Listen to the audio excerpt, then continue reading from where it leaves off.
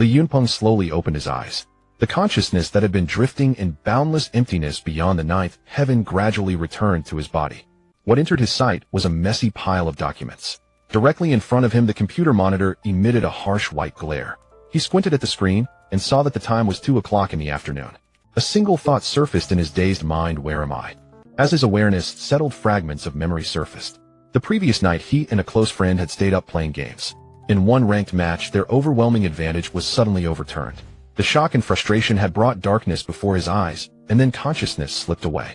He struggled to sit up, but only managed to lift his head slightly before it fell heavily back onto the desk. His whole body felt drained of strength. In the brief moment he raised his head, he realized he was in an office. All around him, people were absorbed in their tasks, moving quietly and efficiently. He remembered that he had already resigned from his job. The thought that he might be dreaming flickered through his mind. At that moment, an electronic chime seemed to echo inside his head, resonant and mysterious, as if some unseen system was awakening. Startled, Li Yunpeng jolted upright, his nerves on edge, as if someone had crept up to frighten him. An impersonal voice, as if from a distant system, continued within his mind. This place was 𝓃 in the Blue Dragon Nation. A biochemical virus was already spreading here, and in 48 hours it would complete its evolution. Part of humanity would turn into zombies. To give him a chance, a red alert war vehicle system had been granted to him, and the virus in his body had been cleared. He was to lead humans to struggle on and survive. When the inner voice fell silent, Li Yunpeng pinched his thigh hard. The sharp pain told him this was no dream. He felt a surge of frustration. Just days earlier on Earth, in the year 2019, he had finally stepped into a more comfortable life. Now, without warning, he had crossed into a bleak post-apocalyptic future instead of any prosperous rebirth. It seemed there would be no easy destiny of wealth and power for him. Instead, he had been thrust into a world on the brink of collapse. Despair rose in his chest. He knew something about apocalyptic worlds from novels and films, endless waves of infected beings, survivors scraping by like stray dogs. The darkest side of human nature laid bare, the entire world like a living hell. He had no idea how capable this mysterious system truly was, and if it proved weak, how could he hope to endure such a future? Yet reality was already set, and the path ahead could only be walked. He steadied himself and addressed the unseen system in his mind. He asked what this war vehicle system could actually do and urged it to explain itself. Brought to such a place without warning felt like punishment, and even the memory of his lost game seemed unfair. The system replied that it carried a single base vehicle. He was to drive it to an open area and deploy it. Once the base was established, its functions would appear. In his mind, a location marker lit up nearby. He grumbled inwardly, though he knew he still had to rely on this system. Years of venting behind a keyboard had given him a sharp tongue, but now there was no one to argue with but himself. After lying on the table for a while, he felt some strength returning. Slowly he sat up and finally saw the full office, several hundred square meters, lines of simple desks crowded together, many people present, but little noise, each quietly absorbed in their own work. He turned off his monitor, and his reflection appeared on the dark screen, a thin young man, with sharp features, a mess of hair, sunken eye sockets, and bloodless pale skin. It was clearly not the body he remembered, yet his mind held not a single memory of this person. Perhaps it was better not to carry this body's past. When the apocalypse arrived, he would not be weighed down by family ties. He took a sip of water, feeling his mind clear. His weakness had likely come from the virus ravaging his body, and now that the system had purged it, his strength was rapidly returning. Suddenly, a harsh voice rang out behind him. In the quiet office, the shout broke the stillness. He was being questioned for shutting down his computer during work hours. While he was absorbed in rediscovering himself, the outburst had come from behind. Every head in the office turned toward him. Some eyes held sympathy, others carried quiet mockery. He turned and saw a middle-aged man with a bald head and a protruding belly glaring at him, facial muscles twisted with anger. A glance at the man's badge revealed his name and title: Ma Fun, Sales Department Director. Li Yunpeng said his body was unwell and that he wished to take a leave of absence. Time was pressing and he had no desire to waste another moment here. All he wanted was to find that base vehicle. Seeing him remain seated and unmoved by the anger, Ma Fun stepped forward and pointed directly at his face, demanding to know how he dared ask for leave. Ma Fun declared that Li Yunpeng had not completed his monthly targets, and that even if he went without sleep, he would have to finish them today before he could even think of leaving the company. Though he knew little of this body's past, he could not understand how performance still mattered when he was in such a state. As a company leader, Ma Fun showed no concern for his condition, only a desire to squeeze more performance from a weakened body, turning effort into results at the cost of health. But he no longer cared about work. With the apocalypse approaching, corporate tasks meant nothing. He stood up, met Ma Fun's gaze coldly, and declared in a loud voice that if he could not take leave, he would resign. The office fell utterly silent. Everyone stared in shock at the usually quiet, withdrawn man who now dared to confront the director so directly. Ma Fan had not expected such defiance. If he failed to reclaim his authority, now how could he manage his subordinates in the future? He stepped forward, forcing Li Yunpeng back into his chair, and with a harsh tone declared that he would not be allowed to leave. If he insisted on resigning, he would receive no final pay. The approaching apocalypse made wages meaningless to him, but he had not expected Ma Fan to resort to force so quickly. When he tried to rise again, the director pushed his head back, forcing him down once more. Despite his weakness, he chose not to escalate the conflict. He suppressed his anger and told Ma Fan in a steady voice that he would forego his pay if necessary. He only wanted to leave immediately. Ma Fan responded with cold laughter and cruel sarcasm, claiming he was afraid that Li Yunpeng would be unable to survive alone and mocking his misfortunes. His words drew a burst of laughter from the office. Faces lit with amusement at the cruel joke, as if his suffering were entertainment.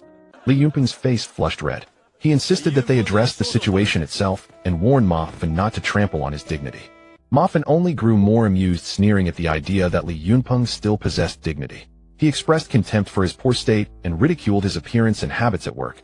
As Ma Fan continued to speak, he occasionally reached out to tap and prod his head, turning words into petty physical harassment. Unable to endure it, Li Yunpeng knocked his hand away and warned him not to touch him again. Ma Fan rolled up his sleeves and struck him on the head with his hand, challenging him to respond and calling him incapable of doing anything in return. After repeated public humiliation, even in his weakened state, Li Yunpeng could no longer tolerate it. Heat surged to his head as he grabbed the glass cup on his desk and swung it hard at Ma Fan. A sharp impact echoed through the office, followed by Ma Fan's cry. Blood and tea spilled from his head, staining his white shirt. The surrounding colleagues shuddered at the sight, mouths agape. Then, realizing the director had been struck, they rushed to his side, some fussing over his condition, others criticizing Li Yunpeng's actions. Their sycophantic behavior only agitated him further. He snatched up a sharp shard of glass, pointed it at the group, and roared for them to move aside, warning that anyone who blocked him would face the same fate as Ma Fan. Though their words had flowed easily a moment before, none of them dared to step in front of the fierce, determined Li Yunpeng now. Each chose to back away rather than confront him. Holding his throbbing head, Ma Fan grimaced and vowed revenge. Li Yunpeng ignored his threats, gave a cold snort, and walked out of the office unhindered. Once he left, the so-called warriors of words in the company launched a new round of denunciations. Dizzy from the blow and the noisy buzz of conversation, Ma Fan finally shouted for them to stop and demanded to be taken to the... At last, several people helped him to his feet and hurried him out of the office toward the hospital. Leaving the office building, Li Yunpeng stepped into a city of crowded high-rises and surging crowds. The sight gave him a headache. When the apocalypse broke out, being trapped in such an environment would mean there was almost no way to escape. Just then his phone vibrated with a new message. Someone had heard that he had struck Ma Fan and urged him to be cautious, warning that the director's cousin was a formidable figure in Wuzhou. The sender suggested he find a place to lie low for a while. The name was not in his contacts, and he could not tell who had warned him or how reliable it was. But in his eyes it did not matter. Even if family connections or power hovered over him like storm clouds, the looming apocalypse could sweep everything away. Whether anyone was formidable or not, survival beyond the next 2 days was far from guaranteed. Despite being in a dire situation, Li Yunpeng had no time to dwell on it. He hurriedly followed the system's instructions to a road behind the company where a heavy truck was indeed parked. At least it looked like a heavy truck, approximately 20 meters long and 5 meters wide, with a high ground clearance. Each of its dozen wheels had a diameter of about 2 meters, and there was a 50-centimeter thick crash plate in front of the cockpit, while the rear resembled a cargo compartment welded from steel plates, featuring a very sci-fi design. A parking ticket was wedged in the windshield wipers. The traffic police are really dedicated. Even at a time like this, they're still issuing tickets. However, this ticket was destined to remain unaddressed forever. Li Yunpeng approached the cockpit and looked at the tires that were taller than him, saying, "System, how do I drive this? I can't even get up. Please wait a moment," initiating the red alert battle. As soon as the words were spoken, the steel behemoth suddenly roared to life, the engine growling deeply, indicating its significant power.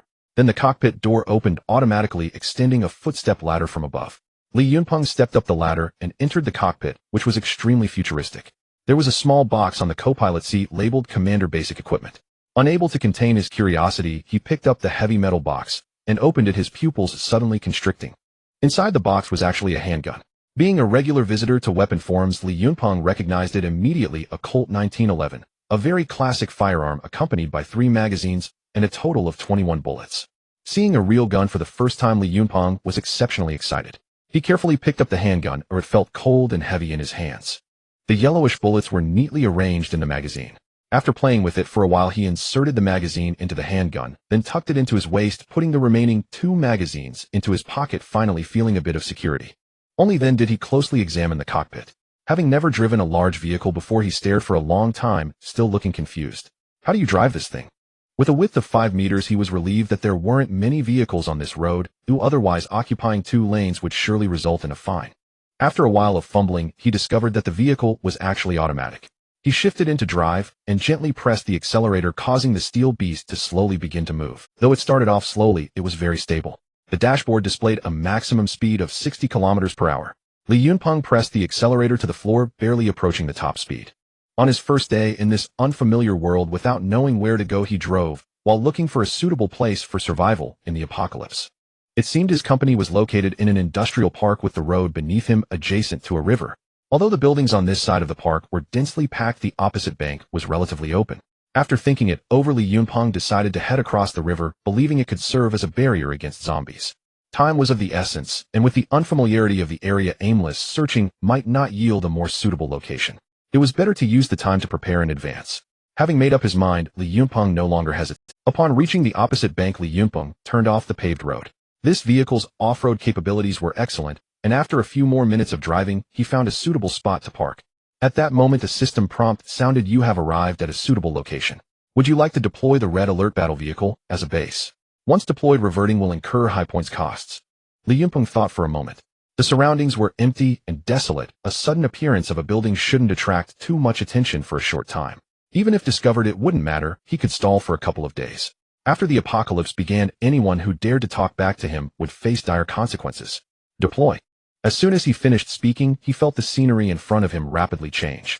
Accompanied by the sound of machinery at work, the cockpit was first surrounded by steel, then the entire cabin split and extended. He remained in the driver's seat, but soon found himself sitting in a spacious hall. Yunpeng was so astonished that his mouth could fit an egg, murmuring, "This is so freaking sci-fi." Congratulations, host. The red alert base has officially been activated. You are awarded 3 security soldiers. The current level of the base is level 1. Please work hard to kill zombies and rescue survivors. Conditions can be met to upgrade the base and unlock more facilities. You can currently use points to construct the following facilities. Barracks upgradable can summon security soldiers, maximum of 500, cost 2,000 points. Walls upgradable can build red brick walls 2 meters high and 1 meter thick, cost 100 points per meter. Military factory upgradable can produce basic equipment, cost 2,000 points. Machine gun bunker can construct defensive facilities, cost 5,000 points. The first 3 can be upgraded, but the machine gun bunker cannot. It seems upgrades are only possible if there are personnel available. I choose to construct the barracks, Yunpeng said. Sorry, constructing the barracks requires 2,000 points, which you do not have. Damn. Yunpeng hurriedly checked the points panel in his mind, and sure enough, the points were displayed as 0. How do I earn points? System: killing zombies and mutated creatures will earn points, as will defeating hostile humans, which yields a small amount of points. Additionally, before the apocalypse starts, money can be exchanged for points at a 1:1 ratio. Great, it's not even the apocalypse yet. Who am I supposed to kill? It seems I need to exchange money. I'll check at the bank to see how much I have. For a moment, Yunpeng had the thought of robbing a bank, but it quickly extinguished.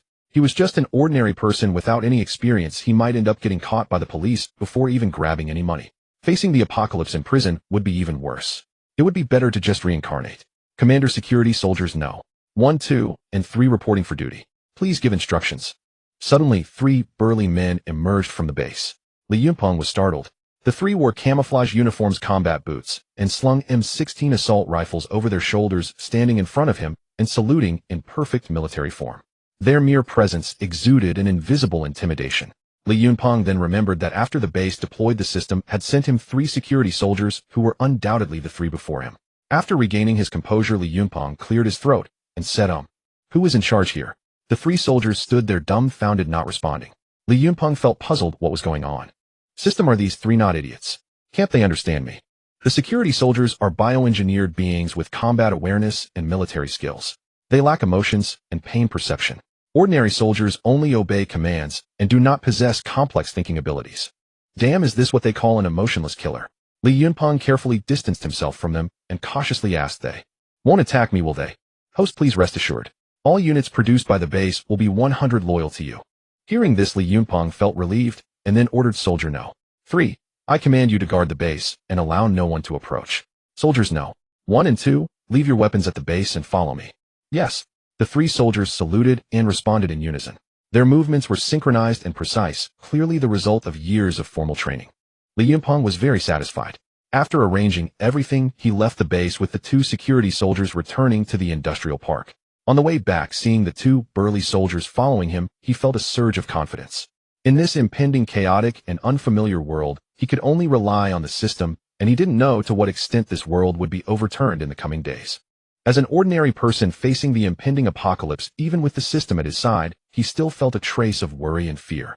After returning near the company, Li Yunpeng went to the bank outlet with his ID to check his balance, which was only over 2,900. He also changed his password. I'm so damn poor with only 2,900 yuan in savings. The points I can exchange are only enough to build a barracks. In the future, summoning soldiers will also require money. What should I do? Facing the terrifying apocalypse, the more soldiers the better. Additionally, I need to procure a large amount of food. Although the guards are bioengineered humans, they still require energy and need to eat. If people eat less, it will definitely not be in. Where can I get money? Although there are currently 3 soldiers, robbing a bank is too risky. I searched online, and surprisingly, there are no online loans in this world. I guess I'll just have to borrow money. I flipped through my phone, but there wasn't a single marked contact. I don't even know what this world's Li Yunpeng was thinking. He has no relatives or friends. No need to think too much. Li Yunpeng called upon the system in his heart. Exchange 2,000 points. The system replied, 2,000 yuan has been deducted from your bank card, and your current points are 2,000. Li Yunpeng squatted at the bank entrance, opened his phone, and downloaded all the available maps while confirming his current location. He was in the southern part of Xihai province in Wuzhou City, only a few hundred kilometers from the provincial capital Nanzhou City. Damn, it's starting off in hell mode. Li Yunpeng was furious. In the apocalypse, the denser the population, the more dangerous it is. This is common sense. Just then someone suddenly patted his shoulder from behind. Li Yunpeng turned around to see a frail young man holding some food standing 2 steps away. Seeing Li Yunpeng turn, he said, "Penggu, I heard you beat up Ma Fen today. Did you see the message I sent you?" Li Yunpeng then realized that the warning message about Ma Fen was sent by him, but he had no impression of this person in his mind, so he asked in a deep voice. The person rolled his eyes and said, "Penggu, am Lu Zide, your colleague and roommate. You're not really losing your mind, are you?"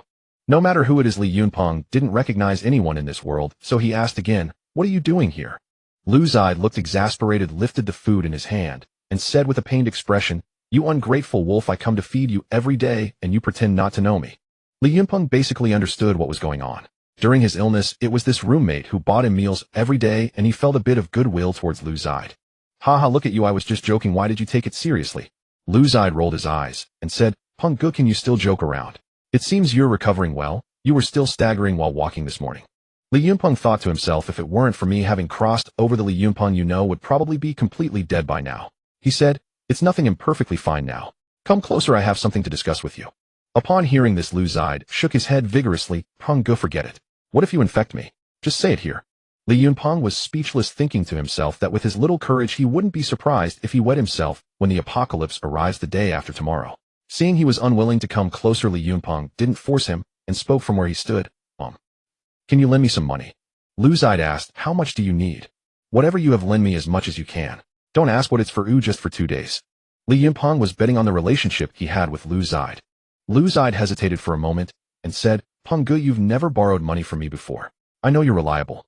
I've saved over 100 yuan in the past few months. Oh, I can lend you 100, but I must say first you have to pay me back in 2 days. I still need to pay tuition for the software training class in a few days." Li Yunpeng was somewhat surprised. It seems this kid has a special relationship with the previous Li Yunpeng to be willing to lend such a large amount. He thought he could take care of him a bit when convenient in the future. As for the tuition issue, he automatically ignored it. "Why would I pay? Just give it to me, as if it's tuition." He thought this in his heart, but he couldn't say it out loud. "Don't worry, I definitely won't delay your tuition." After Li Yunpeng made his promise, Lu Zide readily transferred the money to him via his phone. At that moment, a disdainful voice came from the side. "Detsy, you're such a fool. At a time like this, you're just lending money away for free without any interest. What are you thinking?" Lu Zide turned to see the person and said with some disgust, "Pan Hui, are you bored? It's my money and I can lend it to whoever I want. Who are you to care?" Li Yunpeng quietly asked, "Who is that guy?" Lu Zide replied, "That's Pan Hui, a colleague from the company. He secretly does usury and acts like he's a big shot with 2,500 yuan a day." He thought to himself, is Penggu really losing his mind? How come he doesn't recognize anyone? Li Yunpeng rolled his eyes and said to Lu Zide, "All right, call me. Make sure to keep the line open these next few days." Although puzzled, Lu Zide did as he was told and dialed the number. After 2 rings, he hung up. Li Yunpeng saved his number and said, Detsy, wait for me here. Then he walked towards Pan Hui, calling out to him from a few meters away. Pan Hui turned and asked, what do you want? Li Yunpeng smiled slightly and said, I want to discuss something with you. I heard you lend money, can you lend me some? Pan Hui considered for a moment and replied, lending money is not impossible, but if you offend the boss your job might not be secure. The risk of lending to you is too high. The interest can't be the same as usual. If you borrow 1,000 you have to pay back 2,000 the next month. Li Yunpeng secretly cursed, this guy is really shady, even worse than usurers. But given the current situation, forget about borrowing 1,000 and paying back 2,000. Oh, I could even owe him 200 million as it's all just empty checks. All right, no problem, I'll lend me 2 million, Li Yunpeng said. Pan Hui looked at him like he was an idiot and turned to leave. Hey, don't go. Pan Hui stopped. I don't have time to waste with you. You look like you're worth 2 million. Cough, how much can you lend me? Li Yunpeng asked. Pan Hui looked him up and down and said, I can lend you a maximum of 1,000. Li Yunpeng. He originally thought that those who lend at high interest would be impressive, but it turns out they are just cowards. We go, what can 1,000 do in this day and age? Add another 1,000. Pan Hui hesitated, 2,000. That's too much. You have to write me an IOU and record a video. If you dare not pay back, not only will you have a hard time in Wuzhou, but I will also find your family. Fine, no problem. Li Yunpeng prepared all the necessary documents as required by Pan Hui. Only then did he transfer the money, carefully storing all the documents, and looked at Li Yunpeng coldly before turning to leave. Li Yunpeng looked at the funds in his account and felt delighted. With Lu Zide's 1,000 added, that's 3,000 equivalent to 3,000 points. However, he still had to use part of it to buy supplies, which is fine. Points mean soldiers, and it's much better than having just 2 or 3 people and 4 or 5 guns. With 3,000 points, Li Yunpeng decided not to borrow from anyone else. A bunch of sycophantic colleagues would be unlikely to lend him anything. He couldn't think of other means at the moment, and time was limited. He couldn't afford to delay. Having taken care of everything, Li Yunpeng sent the 2 guard soldiers back to the base, then followed Lu Zide back to their shared apartment. It was a small 2-bedroom apartment with slightly yellowed white walls that had been simply painted. There were some moldy spots in the corners, and there was no decent furniture. The only appliances were a water heater and a fan. After dinner, Li Yunpeng lay on the bed, and the excitement of acquiring funds was soon overshadowed by the impending crisis of the apocalypse. In the past, he had only seen apocalypses in movies and novels, but now he had to experience it for himself, which made him somewhat anxious. Under tremendous pressure, Li Yunpeng did not sleep soundly. He spent the night in a state of half-sleep, even in his dreams, calculating fund allocation and emergency plans. The next morning, as dawn broke, Li Yunpeng got up, bearing the weight of dark circles under his eyes, and he dared not waste any time. After returning to the base, he took numbers 1 and 2 with him to the wholesale market, but first needed to arrange for transportation. Fortunately, there was a construction site nearby, and Li Yunpeng persuaded the driver left on duty to help him transport goods for 500 yuan. The wholesale market was bustling with people, mostly merchants, there to purchase supplies. Li Yunpeng found a rice store where 50-kilogram bags of rice were priced at 120 yuan each.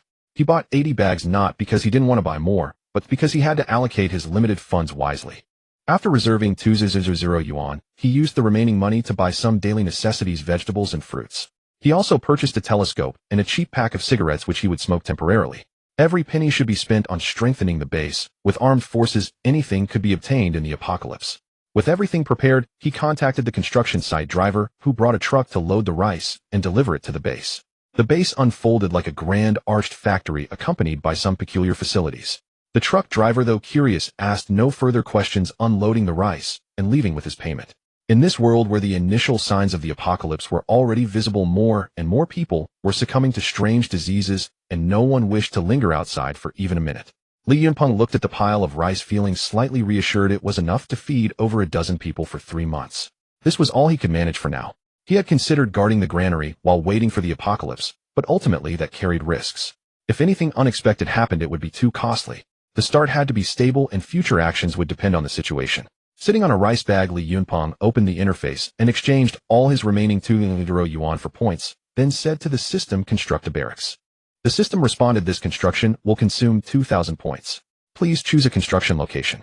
Then a map with a radius of 500 meters around the base appeared in Li Yunpeng's mind. He chose a spot on one side of the base which was marked in green on the map, indicating that construction was possible. After silently chanting construct in his mind, a double-arched connected building suddenly appeared beside the base, along with the attributes of the barracks appearing in his thoughts. Barracks consuming 1,000 points can summon guard soldiers with a maximum speed of summoning 3 soldiers per hour. The current level limit allows for the summoning of up to 500 guard soldiers, the main combat unit produced by the Red Alert-based bioorganic entities that can be infected by zombie bites. Attributes: no pain perception, no emotions, only combat awareness. They can communicate simply and are 100 loyal to their host. Standard weaponry: M16 automatic rifle, 2 magazines with a total of 60 rounds, and 1 military bayonet dagger. After reviewing the barracks introduction, Li Yunpeng had a rough understanding of its attributes. With 0 points remaining, he began to calculate in his mind. A weapons factory was necessary to ensure the supply of arms and ammunition. The summoned soldiers would come equipped with 1 gun and 60 rounds, which was far from sufficient. The machine gun bunker could wait. OI personnel were the most crucial. Li Yunpeng then spent another 2,000 points to build a weapons factory beside the barracks. Weapons factory consuming points can exchange for various military supplies. Handgun 50 points. Bullets 5 points each, various models. Grenades 100 points. Combat uniforms 50 points. Rations 1 point each. M16 automatic rifle 100 points. Damn, the weapons factory can also produce individual rations. Li Yunpeng felt somewhat deceived, but he couldn't rely solely on individual rations. Rice was still essential and could serve as hard currency once the apocalypse began. The walls cost 100 points per meter. Looking at the base with a side length of 30 meters, it was clear that enough points to surround the entire perimeter would be insufficient. Building just one side wouldn't be meaningful, so it seemed he would have to go without for the time being. Li Yunpeng ultimately summoned 11 guard soldiers in exchange for 1,400 bullets, perfectly, spending his remaining 180 points, reducing the points column on the interface to 0. The summoning of the 11 guard soldiers would take over 3 hours to complete, while the bullets were quickly pushed out from the weapons factory. After finishing all this, it was precisely 2 p.m., and there were still 24 hours until the apocalypse unfolded. Taking advantage of the time, while summoning the soldiers, Li Yunpeng repeatedly disassembled and reassembled the firearms to familiarize himself. This was a matter of life and death, but his new body was rather weak. After firing a few shots, the powerful recoil of the military rifle nearly shattered his shoulder blade. It seemed he needed to improve his physical fitness as soon as possible, but he couldn't engage in intense exercise at this moment. He needed to maintain peak physical condition to face the impending apocalypse. Li Yunpeng had a serving of individual rations which were decent: compressed biscuits, dried vegetables, dried fruits, and a small bottle of vitamin drink. Though unpleasant to taste, it was nutritionally balanced. After filling his stomach, he lay down for a short rest in the base commander's lounge, habitually pulling out his phone to check the news before sleep. A global joint news report caught his attention. Breaking news: nearly 200 million people worldwide are infected with the same disease, with patients exhibiting agitation, coma, and extreme aggressiveness. Li Yunpeng knew that the closer it got to the onset of the apocalypse, the more pronounced the symptoms would become. If everyone could endure the first wave of the apocalypse at home, the situation would be much better. If many survivors could unite, they could eliminate the zombies together. Thinking of this, Li Yunpeng decided to write an article and post it online. Regardless of whether anyone would believe it, he had done what he could as a fellow human being, leaving no regrets in his heart. He quickly registered an account and clearly wrote about everything that was about to happen, warning people to stay home before 2 p.m. the next day and what they should prepare. He included some survival skills that seemed reliable from movies he had seen in his past life, such as zombie weaknesses and how to unite against zombies, then posted it on the country's largest forum. Unfortunately, there were too many similar statements online, and his article sank without a trace, barely making a ripple. The only outcome was receiving a call from the police station summoning him for allegedly spreading rumors and causing panic, threatening to detain him. However, considering his minor infraction, they suggested he turn himself in. Li Yunpeng certainly wouldn't foolishly comply. He made a few vague promises and hung up. He had done what he needed to do. He wasn't a saint. Whether people believed it or not was their business. His own safety was the priority. He put his phone down and turned to sleep. When he woke up again, a group of soldiers was seated at the entrance of the barracks. Upon seeing Li Yunpeng exit the base, they stood up in a line in 3 seconds. Including the previously assigned 3 soldiers, the 14 military personnel appeared extraordinarily formidable, standing straight with their rifles held at an angle. These 14 guard soldiers were his capital for survival, and Li Yunpeng felt a bit more confident. He distributed 100 rounds of bullets to each soldier, bringing the total ammunition for each soldier to 160 rounds, which was basically the standard for wartime. With his points spent, he could no longer build the base. Li Yunpeng looked around to understand the environment he was in. The base was located on the east bank of the river opposite to the industrial zone, where his company was situated, which was densely populated. Further west was Wuzhou City, with a population exceeding 1 million, posing a significant threat. Fortunately, a large river stood in the way, which should provide some degree of protection. The east bank was an undeveloped reserved area with only a few scattered construction sites and sparse human activity. 5 kilometers away were scattered villages and towns with an estimated population of several tens of thousands, and a city lay hundreds of kilometers to the east. Overall, the situation was not particularly dire. Yunpeng ordered the soldiers to dig 4 earth mounds at the four corners of the base with shovels, establishing defensive positions. This way, not only would their view be unobstructed, but their perspective would also broaden. The sun's afterglow spilled over the river, creating golden ripples, while the gentle breeze swayed the weeds like waves. If it weren't for the impending apocalypse, this would be a scene worth admiring. Yunpeng looked at the 4 defensive positions with satisfaction and gathered the soldiers for a brief mobilization meeting. The apocalypse will descend tomorrow. Many humans will turn into bloodthirsty monsters. If any are spotted near the base, shoot them in the head immediately. From now on, at least one person must be on guard at each defensive position, and everyone will take turns on duty 24 hours a day. If anyone approaches, report it at once. Understood. The guard soldiers responded in unison, and then 4 soldiers climbed up to the positions, carefully surveying their designated directions. Yunpeng sat by the river lighting a cigarette while browsing the situation in nearby villages and towns on his phone. At that moment, a push notification drew his attention. Just 5 minutes ago, 30 top world medical experts jointly issued a statement that patients' conditions have worsened repeatedly and aggression has further intensified. Anyone who is scratched by a patient may become infected. Please prepare for a prolonged struggle, all humans. The official news, comprising only 2 lines, made Yunpeng's heart sink. For the average person, the shorter the news, the more severe the incident. Issuing such a message at this time was undoubtedly catastrophic. He knew that the apocalypse would break out tomorrow afternoon. Following this news, the public would certainly rush into the streets to loot supplies, which was far more dangerous than staying at home. Things were getting serious. But he had no means to prevent it. He had originally anticipated that if most people stayed at home, the dangers posed by the first wave of outbreaks would not be so great. Now, however, the situation had changed dramatically. If all the people were outside when the apocalypse began, the consequences would be unimaginable. The next morning, Yunpeng's first act upon waking was to scan the news. Reports from across the globe painted a grim picture, the crisis deepening by the hour. People had taken to the streets day and night, frantically hoarding supplies. He knew with chilling certainty that nothing he did now would matter. Only the inevitable arrival of the apocalypse remained. He glanced upward. Sunlight blazed fierce and unrelenting, a cruel contrast to the cataclysm looming on the horizon. Were it not for the concrete reality of the base standing before him, he might have doubted whether the end times would ever truly come. A nagging sense lingered in Yunpeng's mind that something vital remained undone. Until noon, when it struck him Lu Zide, whom he'd met only yesterday, was still at the office. He hastily pulled out his phone and dialed. A ragged, breathless voice answered. Hello. Hello. Punga, where are you? Right now, people have gone mad. They're fighting right outside the supermarket. Yunpeng cut him off sharply. Forget everything else. Don't bother scavenging. Head immediately to the factory across the river. You'll see it as soon as you cross the bridge. What's happening, Punga? If we don't grab food now, there'll be none left. I'll be right there. Before Lu Zide could finish, the line went dead. Then, a searing flash tore across the sky. Yunpeng slammed his eyes shut, but the blinding light pierced through, burning his retinas, tears streaming uncontrollably. It lasted but an instant. When Yunpeng opened his eyes again, the world appeared unchanged, as though nothing had occurred. Yet his phone displayed no signal whatsoever. He knew the flash had severed all connectivity. It was already 1:00 p.m. Just 1 hour remained until the apocalypse erupted, and Lu Zide was unreachable. All Yunpeng could do was wish him luck. He felt no urge to venture into the industrial zone to rescue him. Though he'd lent Lu Zide 10,000 yuan, they had known each other for merely a day. Lu Zide was a decent man, nothing more. He commanded only 14 soldiers. Should he become trapped in the chaos, he doubted he could extricate himself unscathed. From across the river, muffled roars and shrieks drifted faintly, the violent clashes erupting inside the supermarket.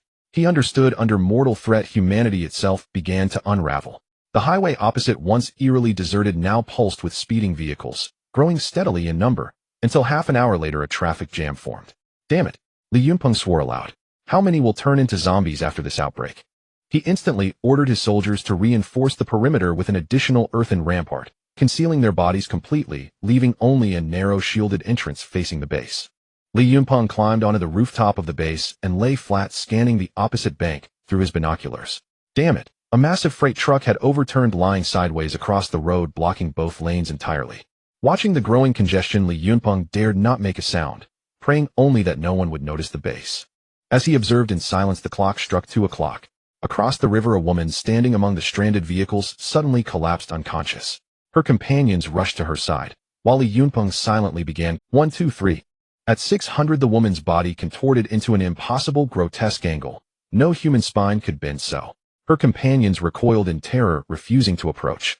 Her limbs twisted violently as black viscous fluid gushed from her mouth. She clawed wildly at her own face, ripping flesh open, tearing away one entire cheek until pale gleaming jawbone emerged, an image of pure horror. Then abruptly she ceased her self-mutilation. Struggling upright, she swayed unsteadily, dark-haired, foul-smelling ichor dripping from her lips, soaking her chest. Spectators stumbled backward in dread, several trembled while snapping photos on their phones. After 2 staggering steps, she lunged, blisteringly fast, at the nearest middle-aged man. His eyes widened in primal terror as if a demon had leapt upon him. Before he could react, sheer force hurled him to the ground. Her jaws stretched beyond any human limit, locking onto his throat. Strips of skin and muscle tore free, swallowed whole. The man thrashed desperately, blood jetting 2 feet high from his severed carotid artery. Panic exploded across the convoy. Screams erupted as people scattered, fleeing blindly from the woman. Yet this horror unfolded elsewhere too, similar collapses occurring simultaneously at multiple locations. Chaos consumed the entire fleet, men's roars, women's shrieks, children's wails, elders' helplessness, all merging into a single deafening. Everywhere terrified humans fled, and ravenous zombies gave chase. Though marginally faster than ordinary people, most victims were overtaken. Only a handful of exceptionally fit young men managed to maintain. Gazing upon this hellish tableau, Li Yunpeng's stomach wrenched violently. Despite repeated mental preparation, witnessing a zombie tear human sinew and flesh from bone, and chew it raw, triggered visceral revulsion. Yet he forced himself to watch, knowing such scenes would soon define reality, and adaptation was non-negotiable. Most had initially sought refuge inside their vehicles, believing glass would shield them. But zombie claws shredded windshields like tissue paper. Inside doomed cars, victims writhed in final agony, crimson splatter quickly coating every window, their chests torn open, hollowed out entirely. Li Yunpeng finally succumbed, retching violently, his abdomen convulsing with dry heaves. Once his stomach emptied, he resumed observation. The panicked crowd now scattered in all directions, some sprinting toward the industrial zone for shelter, others driven into the river, still others racing across the bridge straight toward his base. Those who fled into the industrial zone vanished behind buildings hidden from view. Those plunged into the river struggled helplessly, zombies leaping in after them, but most drowned, never resurfacing. Swimming unexpectedly had become a lifeline. Few crossed the bridge. Most were tackled and devoured mid-stride. Only the most agile survivors drew Li Yunpeng's focused attention, and he ordered his soldiers not to fire, realizing sound alone attracted the undead. Soon after crossing, several spotted the base and bolted straight toward it. Li Yunpeng instantly commanded his troops to fix bayonets, ready to dispatch zombies at close range. For soldiers maintained perimeter watch, the rest crouched behind the earthen barricade, awaiting the fleeing survivors and their pursuers. Li Yunpeng chambered a round in his pistol, prepared for any contingency. Within moments, 5 figures burst up to the base, gate hammering wildly. "Open up! Hurry!" Li Yunpeng hissed low and sharp. "Stop pounding, or I'll kill you myself for drawing more zombies. Get behind the wall now." They looked up, seeing Li Yunpeng aiming his pistol, and instinctively flinched. Following his command, they scrambled behind the base wall. Glancing back, they spotted 10 fully armed soldiers concealed behind earthworks, offering fragile reassurance. 5 zombies surged in pursuit. As they breached the gate, soldiers surged forward en masse, driving bayonets with lethal precision into each creature's skull. Black ichor oozed down the blades as the corpses crumpled lifeless. Li Yunpeng checked his tally: 1000 points. Each zombie yielded 200 points, so he immediately spent them summoning elite Guard Corps soldiers. He leapt down from the rooftop, legs trembling, leaning against the wall for support as he approached the fallen creatures for closer inspection. Their punctured skulls were slick with black fluid. Eyes bulged. Whites dominating pupils shrunk to crimson pinpricks.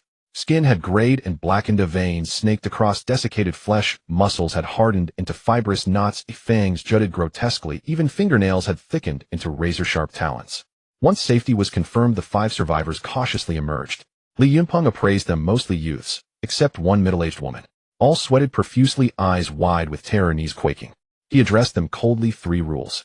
On my territory, absolute obedience is required. Refuse, and you face 2 choices: leave now or die here. Why should we? The military stationed here.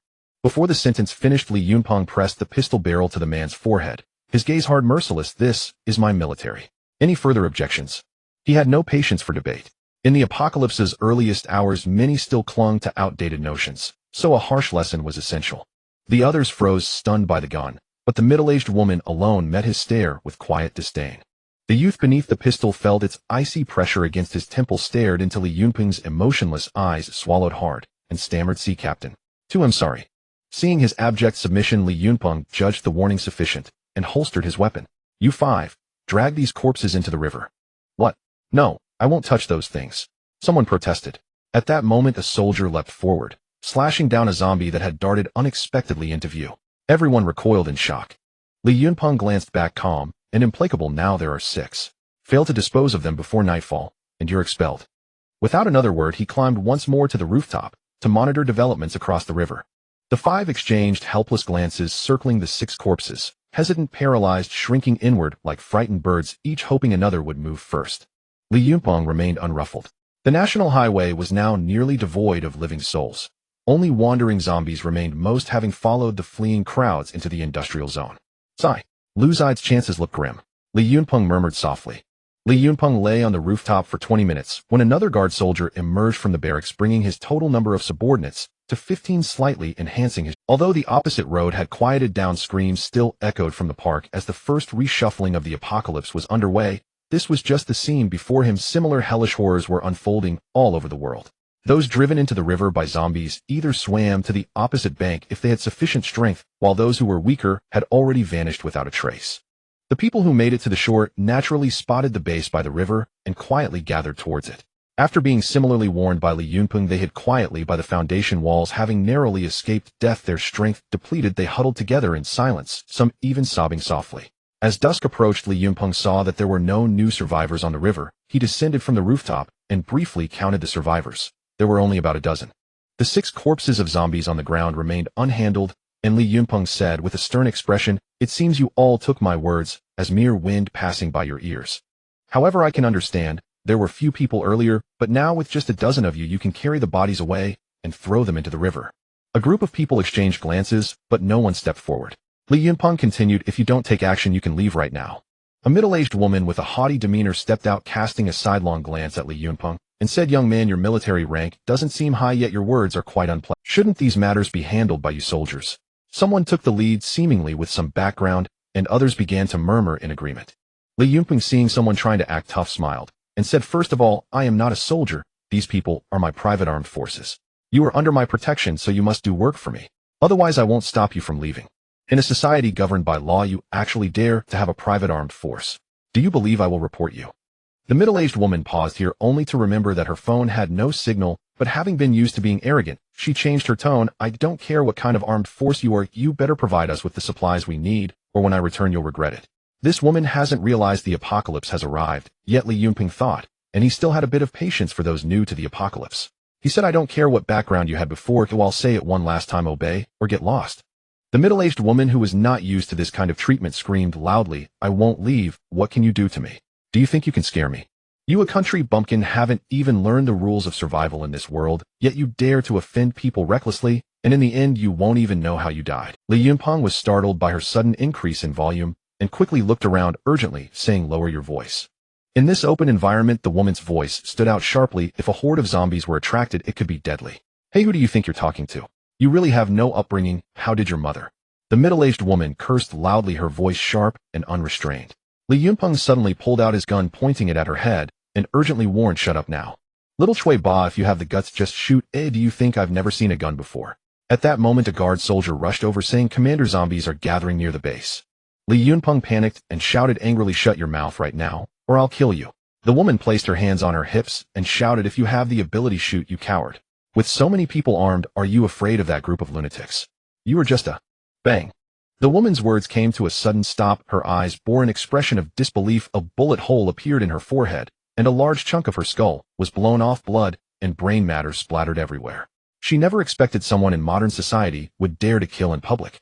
Blood splattered across his face. It was Li Yunpeng's first time killing someone, and his stomach twisted uncomfortably as he struggled to adapt.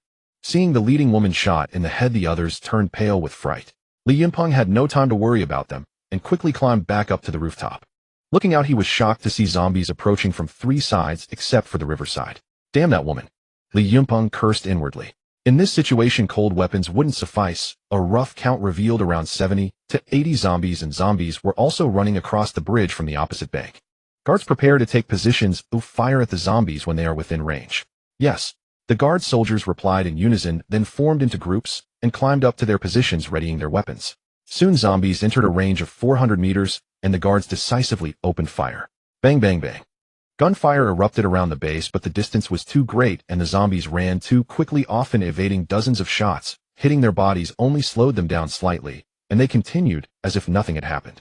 Only when they were within 200 meters did the shooting accuracy begin to improve and the gunfire intensified. At the speed of the zombies, it would only take about 20 seconds to cover that distance. Yunpeng was anxious. Although many zombies were being shot down, even more were rushing forward. With the gunfire echoing around them, zombies on the opposite bank began to gather as well. Cursing the woman's ancestors in his heart, Yunpeng exchanged for a rifle and aimed to shoot from the rooftop, but the heads of the zombies 200 meters away appeared no larger than eggs and were swaying about randomly. This was his first time shooting, and he missed an entire magazine without hitting even the edge. Seeing he couldn't assist in the battle, he could only observe the situation while checking the points panel. In just a few minutes his points had nearly reached 10,000, so he hurriedly exchanged for 1-0 bullets, since such intense consumption would quickly deplete the ammunition if each person used over 100 rounds. You people, if you don't want to die, send bullets to the soldiers at the front lines and reload the magazines, hurry. Yunpeng shouted. Seeing the zombies approaching from all directions, the survivors panicked, finally realizing the cruelty of the apocalypse. They scrambled and crawled to gather bullets from the armory and rushed to the 4 positions. With the survivors' help, the soldiers could focus on dealing with the zombies, and the empty magazines were filled by designated personnel. At that moment, another soldier emerged from the barracks, and Yunpeng felt a surge of joy. With this soldier, there were 4 soldiers at each position. He estimated that the zombies had already approached to about 100 meters with an endless stream of them still joining from behind. Continuing like this would not work. There were too many zombies, and sooner or later they would rush into the base. Once they engaged in close combat, the base would likely be wiped out in just a few minutes. Yunpeng felt anxious as he continued to browse the system panel. That's right, there were also walls. His points had skyrocketed to over 20,000, and Yunpeng quickly muttered, "Build walls," and a map naturally appeared in his mind. He immediately drew a square with sides of 50 meters to enclose the base and confirmed the construction. Before the survivors, who were nervously helping the soldiers reload, a 2-meter high, 1-meter thick red brick wall suddenly appeared, enclosing the base. Everyone was startled by the sudden appearance of the wall, feeling as if they were dreaming. What on earth was happening in this world? With the wall in place, Yunpeng felt a bit more at ease. He descended from the rooftop, walked up to the wall, set up his rifle, and joined the battle. He specifically targeted the nearest zombies. Although his aim was still off, he could still manage to kill one with 2 or 3 magazines, without counting the consumption. As the battle continued, the zombies on the other 2 sides gradually decreased, but on the side of the bridge, an endless stream of zombies kept coming. As the zombies drew closer, most were within 50 meters, and some even charged right up to the wall. Although Yunpeng shot them down, it still sent a chill down his spine. If they managed to climb over the wall, the defense would be thrown into chaos, and the horde of zombies, without any firepower suppression, would instantly overwhelm the base. For the first time, Yunpeng truly felt death was imminent. He turned to look. The zombies on the road had all surged up to the bridge, and zombies were also continuously rushing out from the park. This won't do, we will eventually be overwhelmed. Machine gun bunker, yes. Machine gun bunker. Yunpeng quickly built 2 machine gun bunkers at both ends of the wall facing the bridge, spending 100 points. The circular bunkers, 2 meters in diameter, appeared to be made of reinforced concrete, equipped with 360-degree firing ports, each containing an M60 general-purpose machine gun, with 2 ammo belts, each holding 100 rounds. Yunpeng exchanged for 100 rounds of machine gun ammunition to ensure firepower. 2 soldiers were moved from the other 2 walls into the machine gun bunkers. The power of the machine gun was far greater than that of a rifle, shredding the bodies of nearby zombies with overwhelming firepower. However, the consumption was equally immense. With a firing rate of 600 rounds per minute, they managed to push back the tide of zombies to over 100 meters within 5 minutes.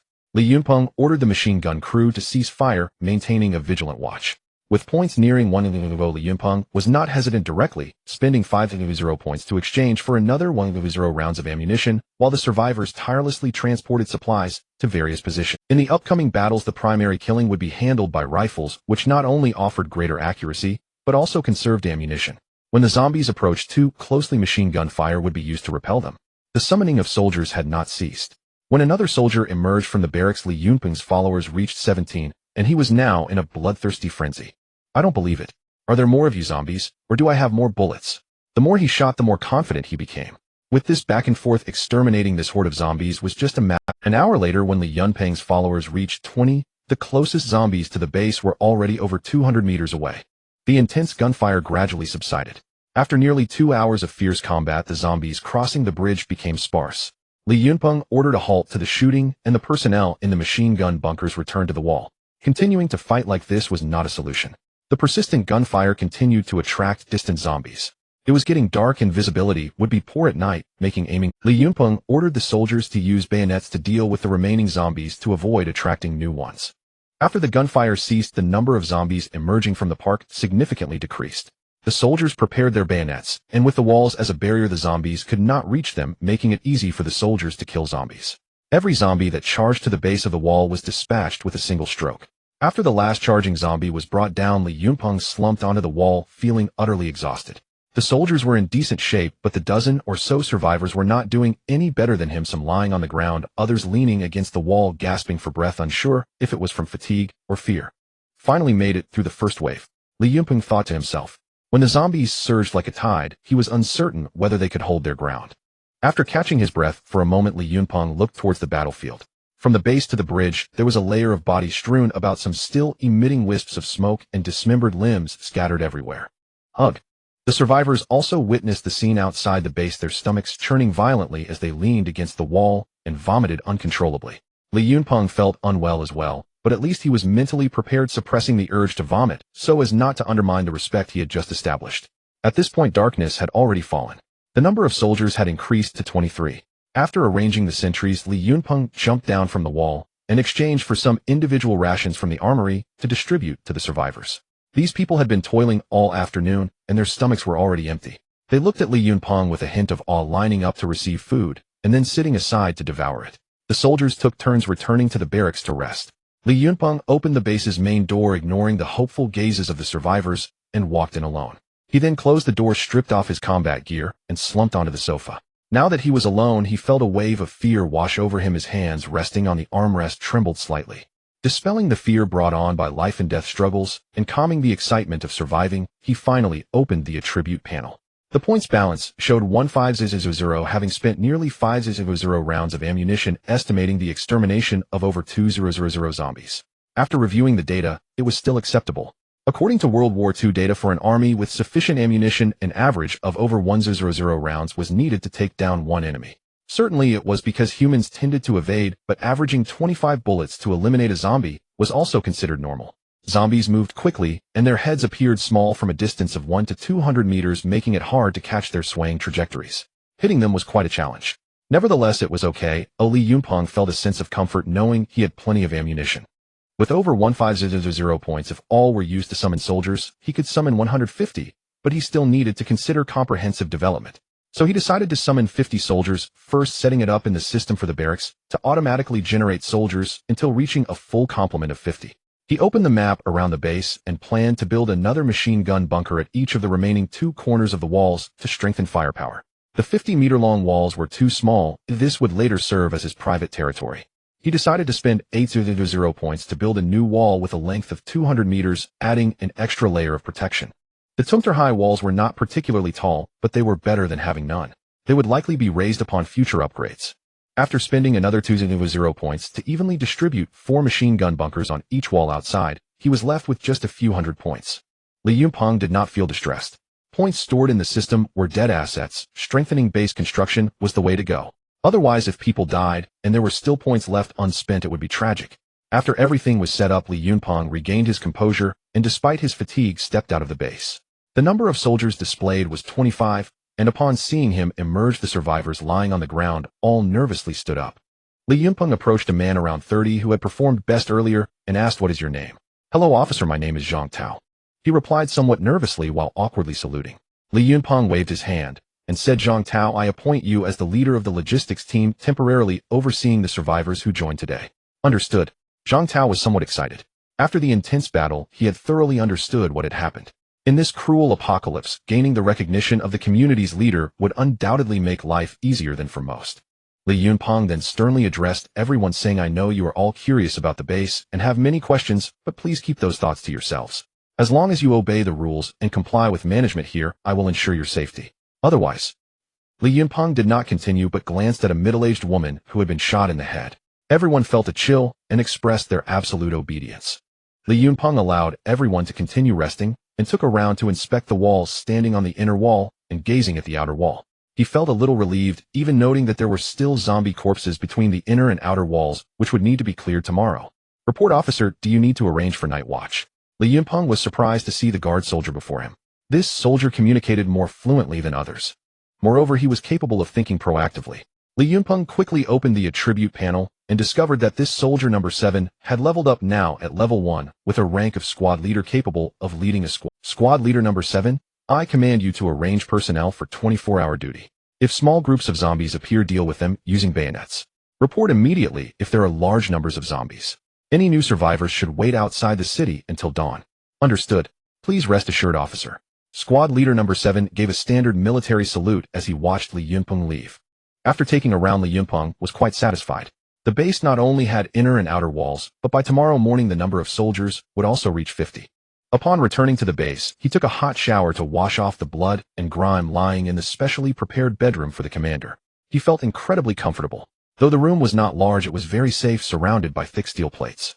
The base came with its own power system capable of supplying the power needs for all facilities. With the tension of the day finally easing, fatigue suddenly overwhelmed him from all sides, and his consciousness gradually blurred.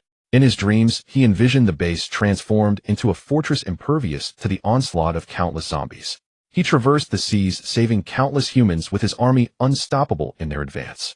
What Li Yunpeng did not know was that in reality he had inadvertently saved many people. A group hiding in the park supermarket was on the verge of being overrun by zombies, but the gunfire from the base drew most zombies away, allowing them to escape. On the first night of the apocalypse, the once brightly lit city had gone dark for the most part. The power generation equipment had stopped automatically due to a lack of fuel, leaving only scattered points of light in the city. These lights did not represent hope. They often became havens for gathering zombies. In a tranquil and serene environment, Li Yunpeng slept soundly until 10 a.m. the next day, finally opening his eyes with satisfaction. Damn, it's 10 o'clock and I haven't fed the survivors yet. Li Yunpeng hurriedly got out of bed, splashed some water on his face, and stepped out of the base. The blinding sun hung high in the sky, and a large group of soldiers gathered near the barracks, their heads bobbing together. Noticing the inefficiency of counting heads, Li Yunpeng checked the status board and saw that there were already 50 soldiers, including the original 25. However, he did not see any survivors. The 6 zombies and the body of the middle-aged woman were both missing from the base. As Li Yunpeng pondered this, Zhang Tao entered with the survivors through the main gate, each with a pale face, while a woman held her mouth dry, heaving. Did you clear the bodies? Li Yunpeng asked, somewhat surprised. Zhang Tao quickly replied, yes, Commander. We will strive to adapt to this apocalypse. Li Yunpeng nodded in approval, saying, well done. There are individual rations at the entrance of the armory. Go eat something before getting back to work. Hearing about food, everyone looked delighted, bowed slightly to Li Yunpeng, and then went to get breakfast. Number 7, Li Yunpeng called out. Here, Commander, please give your orders. Number 7 ran out from the group and stood before Li Yunpeng, awaiting instructions. Can you command 50 soldiers? Reporting to the commander, if we are not in combat, yes, but in battle, I can only command a maximum of 30 fighters. All right, after eating, arrange for people to work with the survivors to throw all the bodies inside the walls into the river, Li Yunpeng instructed. Yes. Number 7 acknowledged and left. After eating, Li Yunpeng climbed to the roof of the base, binoculars in hand, to survey the surroundings. From the direction of the park, the occasional roars of zombies mixed with human screams echoed, a grim indication that unfortunate souls had been discovered by the zombies with an obvious outcome. From other directions around the base, a few zombies had wandered in at some point, but they did not approach the base. Instead, they meandered aimlessly in the wilderness. Zombies have sight, but perhaps due to degeneration their hearing is quite good, as long as there is a loud noise they can discern the source. After observing for a while, and seeing no danger, Li Yunpeng jumped down from the roof. Now was not a wise time to go to the school. With only a few dozen soldiers, safety was still inadequate. If a gun was fired in the complex environment of the park, it would be easy to be overwhelmed by a tide of zombies. It seems he needed to accumulate more points to summon more soldiers, while also using this time to strengthen his body and make simple modifications to the base. Number 1, Number 2, Li Yunpeng called out loudly. Here. 2 figures jumped down from the wall and stood before Li Yunpeng. You 2 go outside and kill the wandering single zombies with bayonets. Do not return until you reach level 1. Yes. The 2 saluted and turned to leave. Li Yunpeng sighed. The system is truly remarkable. No matter if the path ahead is filled with dangers, it will execute orders unconditionally, without any unnecessary chatter. With such an army, I believe I can carve out a place for myself in this apocalypse. Li Yunpeng's main purpose in sending the 2 to kill zombies was to see if they could level up. Having just 1 squad leader was still too few. The demand for lower-ranking officers would be immense in the future. 100% loyal guard officers are undoubtedly the most suitable to lead the grassroots army. He did not intend to let ordinary people interfere too much with military matters. Safety only comes when the gun is firmly in one's own hands. He then shouted Zhang Tao. Zhang Tao had just finished eating and heard Li Yunpeng's call jogging over. Li Yunpeng said, "After eating, you and the soldiers should clear the bodies in the outer city and prepare to build a temporary camp. Sleeping outdoors is not a solution. It will be troublesome if it rains." "Yes, Commander, I will take care of it right away," Zhang Tao replied crisply. To build houses, materials are essential. There are several construction sites nearby with fewer people but plenty of materials. Li Yunpeng planned to explore the area in case there were surviving workers. After arranging for remaining troops, Li Yunpeng ordered team leader number 7 to lead a 30-man guard squad fully equipped with gear to accompany him to scout the nearby construction site. He himself carried an M16 rifle, 3 additional magazines, and a pistol tucked into his waist, donned in combat gear, looking quite spirited. 29 soldiers dispersed around Li Yunpeng, while team leader number 7 closely followed him, cautiously opening the gate of the wall and quietly stepping outside.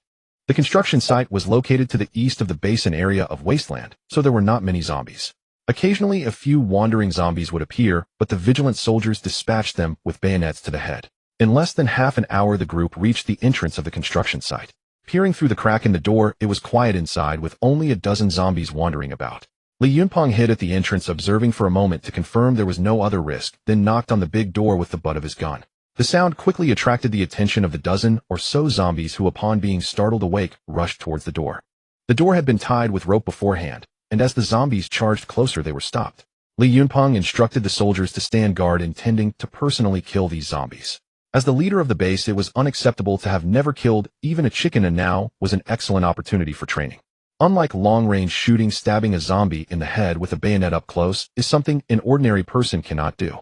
The visceral feeling of a knife penetrating flesh brings a significant visual impact. Li Yunpeng steadied his rifle and took a deep breath. He plunged the bayonet into the grotesque face of a zombie.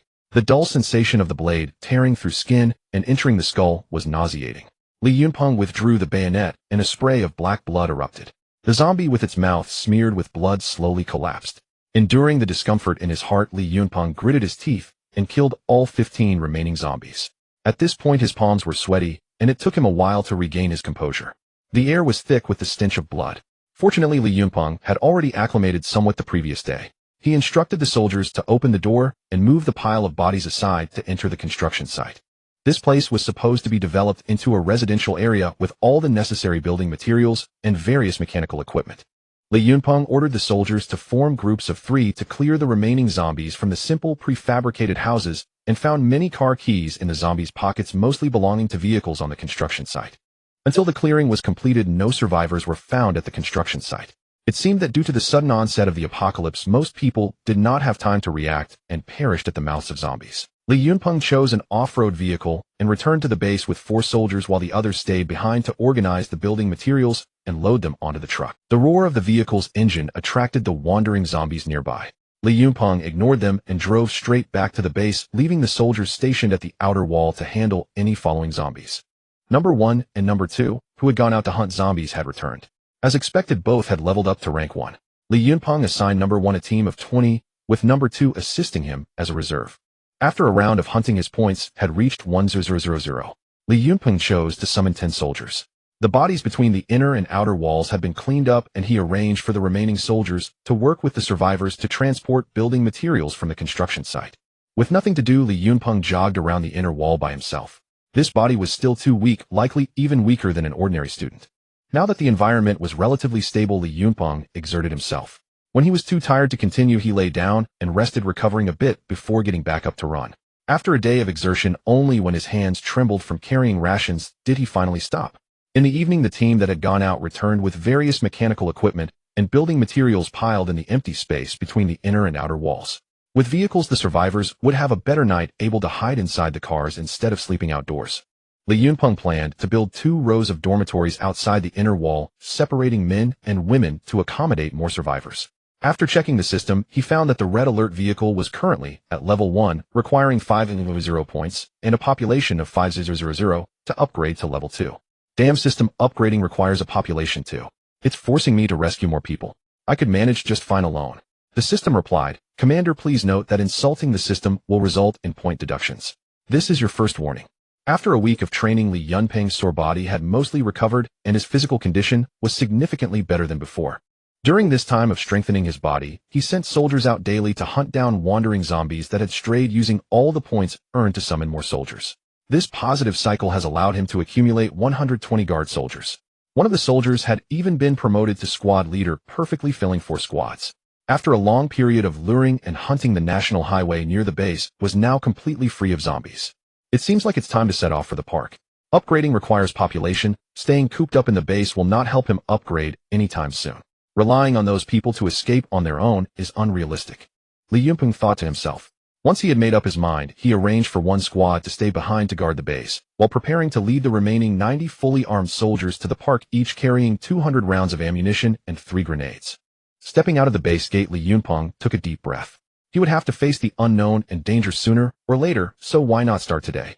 He sent out 10 scouts to scout ahead, then led the remaining guard soldiers on a quiet march, solving all encountered zombies with bayonets while trying to make as little noise. Inside there were still many zombies. It seemed that a considerable number had gathered nearby, making it nearly impossible to sneak into the park, but a strong assault could work. Inside there were still many zombies. It seemed that a considerable number had gathered nearby, making it nearly impossible to sneak into the park, but a strong assault could work. Li Yunpeng felt somewhat uncertain. After much thought, he decided to climb over the wall from the northeast corner of the stadium. The stadium was very spacious with not a single zombie inside, and it was adjacent to the dormitories in the park. If all went well, they could reach the dormitories without alerting any zombies. Li Yunpeng quietly led his troops through the gate to the northeast corner, where soldiers formed a human tower for one squad to scout ahead. Only then did Li Yunpeng climb over the wall. Once inside, all soldiers crouched down to keep watch as the area was overgrown with weeds, providing a natural barrier. In no time, all soldiers had entered the park. Li Yunpeng observed that there were no zombies around and bent down to sneak towards the dormitory. Just as the dormitory came into view, suddenly, someone on the 5th floor spotted the team, and a girl waved a towel from the window, shouting, "The army is here to save us. We're over here." Li Yunpeng's body trembled. With the loud call for help from above, the nearby zombies, previously sluggish, suddenly sprang to life and began to rush towards Li Yunpeng. At this moment, there was no choice left. "Charge!" Li Yunpeng shouted loudly, racking the gun and rushing towards the dormitory entrance, where dozens of zombies had already gathered below. Bang, bang, bang. Li Yunpeng fired first. The firepower of over 90 rifles quickly cleared the zombies at the door. One squad charged in instantly, swiftly eliminating the zombies on the 1st floor, while 2 squads guarded either side of the entrance, providing fire support for their comrades. As one squad of soldiers rushed into the dormitory, they faced zombies coming from all directions, with some jumping directly down the stairs, leaving no time to shoot. 2 soldiers were knocked down by zombies that crashed into the squad. Although they were quickly shot by their nearby comrades, both soldiers had their arms bitten, with the wounds turning dark. With more and more guard soldiers rushing into the dormitory, the zombies inside were gradually being cleaned up. Li Yunpeng hastily ordered some soldiers to stack tables and chairs at the entrance to block the bloodthirsty and frenzied horde of zombies.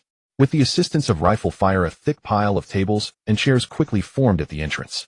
The zombies outside could not rush in for a while, allowing Li Yunpeng some time to assess the injured soldier. The ordinary guard soldiers felt no pain, their expressions calm, but their eyes were gradually turning red, a clear sign of impending zombification.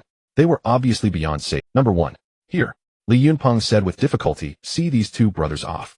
"Yes." "Number 1, the squad leader replied straightforwardly. The bio soldiers all knew that a bite from a zombie would lead to infection. The 2 soldiers had already lost consciousness, and Number 1 instructed his teammates to drag them to the side salute, and then decisively shot them in the head, ending their lives. This was the first time Li Yunpeng lost soldiers, leaving him feeling very downcast. Although they were bio soldiers, they were still comrades who fought alongside him. He ordered each group to check the floors and eliminate the zombies in the dormitory, then led a squad to the 5th floor to search for the person who had just called for help. After clearing the zombies on the 5th floor, he knocked on the door of the dormitory where the voice had called for help. The people inside were very cautious. They first opened the small window on the door, and seeing soldiers outside, felt relieved. They opened the dormitory door and rushed out, filled with excitement at having survived. Slap! As the woman who had shouted the loudest ran out, Li Yunpeng suddenly swung his hand and slapped her. She was stunned and looked at Li Yunpeng with grievance while covering her face. "Do you know that because of your shout just now I lost 2 comrades?" Li Yunpeng scolded with a stern face. It had only been a week since the apocalypse began, and people's empathy was still intact. Upon hearing that 2 soldiers had sacrificed due to her actions, the woman felt very guilty. "Hey, you're a soldier, how can you hit someone? Where is your officer?" said a proud-looking young man. Hearing this, the woman felt some disgust. This person had been pursuing her relentlessly for a long time, looking down on everyone because of his wealthy background. Xiao Chuan, don't talk nonsense. It was my fault from the beginning. Li Yunpeng was momentarily amused by his anger. Who the hell do you think you are? Xiao Chuan became energized upon hearing this. You little soldier, do you believe I can have your rank stripped? Xiao Chuan felt a bit scared, but remembering his background, he couldn't lose face in front of the woman he liked.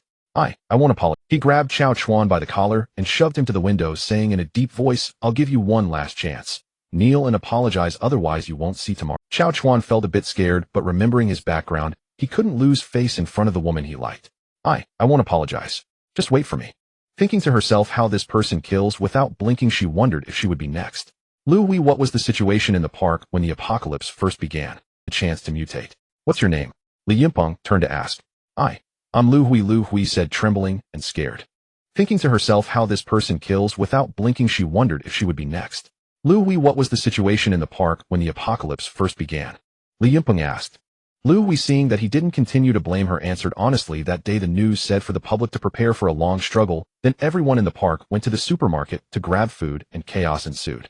Everyone went mad. Based on what Lu Hui said, the supermarket must have gathered many people. Soon the reports from the squad leaders confirmed her words, revealing that there were only a dozen survivors in the entire dorm. From this, it was inferred that the others must have gone to the supermarket to grab food. Li Yunpeng approached the side facing the supermarket, hiding behind the window to look outside.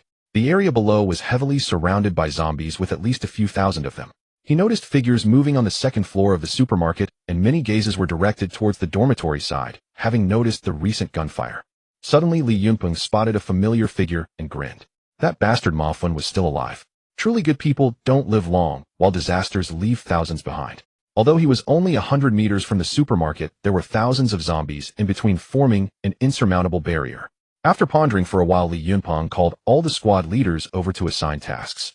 2 squads left their grenades behind and prepared to assault the first floor, while the remaining squad waited by the window with all the grenades for orders. Once everyone was in position, Li Yunpeng took an iron basin, opened the window, and began to bang on it hard. Ding ding ding. The zombies quickly gathered beneath the dormitory. Li Yunpeng banged for 5 minutes, and the zombies at the wall had already formed several layers. Throw. With a command, dozens of grenades were thrown down. Boom boom boom. The sound of explosions echoed continuously. Individual grenades were not very powerful against zombies, as the main damage from a grenade comes from shrapnel. If the shrapnel doesn't hit the head, a grenade might not even kill a single zombie. However, a dense barrage of metal was entirely different. In a small space, over 50 grenades exploded simultaneously, causing widespread devastation in a certain area. Those who survived were left with severed limbs or were blasted away. The zombie horde pressed on fearlessly, and after a batch was blown away, more quickly filled in.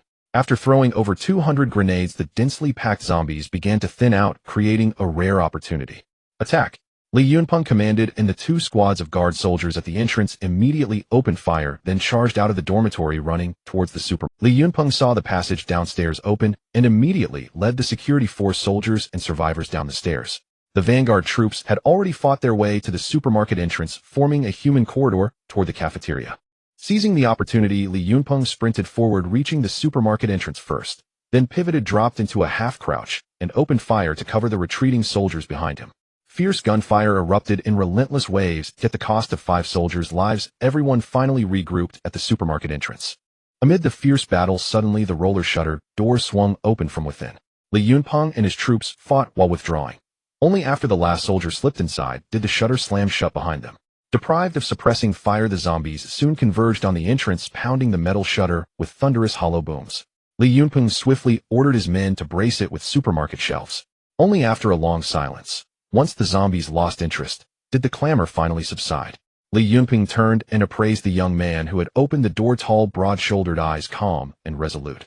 A man of exceptional courage and composure. What is your name? Li Yunpeng asked, settling onto a nearby chair.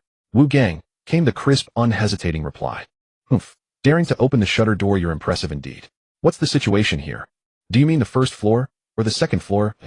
Wu Gang replied. Li Yunpeng frowned inwardly. Was the situation truly different between floors? Tell me everything. What's going on? Li Yunpeng pressed. Wu Gang paused thoughtfully before answering. On the day the apocalypse struck, Ma Fen seized control with the management team and security guards. They hoarded nearly all edible supplies upstairs and sealed off the stairwell. The rest of us were left stranded on the ground floor, clinging to survival by sheer will. Li Yunpeng harbored no doubt that Ma Fan was capable of such cruelty.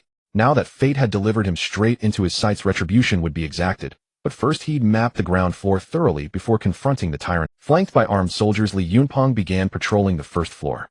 All windows were boarded up, casting the space in dim, oppressive gloom. Men appeared listless and hollow-eyed, women sat disheveled and huddled in small groups. As he approached, hope flickered across their faces. A rough count revealed 200 or 300 survivors scattered throughout the area. "Betsy!" Li Yunpeng spotted a familiar face amid the crowd. Luzide lifted his head dazedly at the call, gazing upon a young man in military uniform vaguely familiar. Then, suddenly, he recognized him as longtime friend Li Yunpeng. "Peng, brother Peng, is it really you?" Luzide rose slowly, voice trembling with disbelief. Li Yunpeng strode over, grasped his arm, and said firmly, "It's me. You've got remarkable luck. Staying alive is all that matters." Luzide burst into tears. "Brother Peng, I thought I'd never see you again." Outside, monsters stalked the streets, ravenous undead things just like zombies. Li Yunpeng clapped his shoulder reassuringly. "Don't fear. Stay close to me, and don't wander off. You'll be safe." Luzide nodded solemnly. Though baffled how his former colleague had transformed overnight into an officer, he sensed, instinctively, that this was a blessing. Only up close did Li Yunpeng notice the bruise darkening Luzide's lip and the swelling above his brow. "Betsy, how did you get injured?" he asked. Luzide sighed heavily. Ma Fan coveted Wang Shiyang. When repeated enticements failed, he simply seized her by force. We tried to protect her, and paid for it with our wounds. That beast Ma Fan, neglecting his duty to protect his people, yet quickest to abandon humanity itself. Li Yunpeng spat in fury, then demanded, "What did he offer to entice you?" Luzide replied, "Ma Fan carried most food upstairs. Wu Gang distributed what little remained equally among us. We survived on those meager rations. 3 days ago, Ma Fan declared women could trade their bodies for food.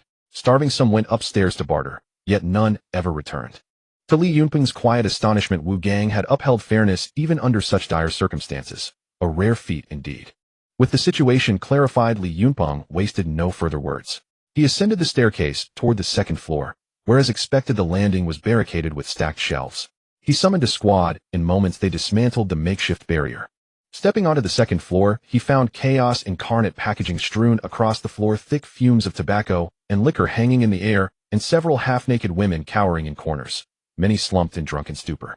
Li Yunpeng scanned the scene with a furrowed brow, then spotted Ma Fan skulking behind the crowd. "Director Ma, come here. Come here now," he commanded, pointing directly at him. Ma Fan's shrewd, narrow eyes gleamed. Bowing profusely, he scurried forward, arms outstretched long before reaching Li Yunpeng, already proffering a cigarette. Li Yunpeng accepted the cigarette. Ma Fan hurriedly lit it for him. Taking a deep drag, Li Yunpeng remarked coolly, "Director Ma, suddenly so serving an officer, surely my duty." Ma Fan simpered. "Humph. Director Ma's memory seems rather selective. Already forgotten me." Li Yunpeng smiled faintly. Ma Fan blinked, studying the young officer more closely. The uniform was unmistakable, the face vaguely familiar, yet the name eluded him entirely. You. Bang. Li Yunpeng kicked him hard, sending Ma Fan sprawling onto the floor. With a mocking laugh he sneered, "What you? You're nothing but a pig-brained fool. Didn't you demand I meet my sales quota just a week ago? Didn't you block me from going to the hospital?"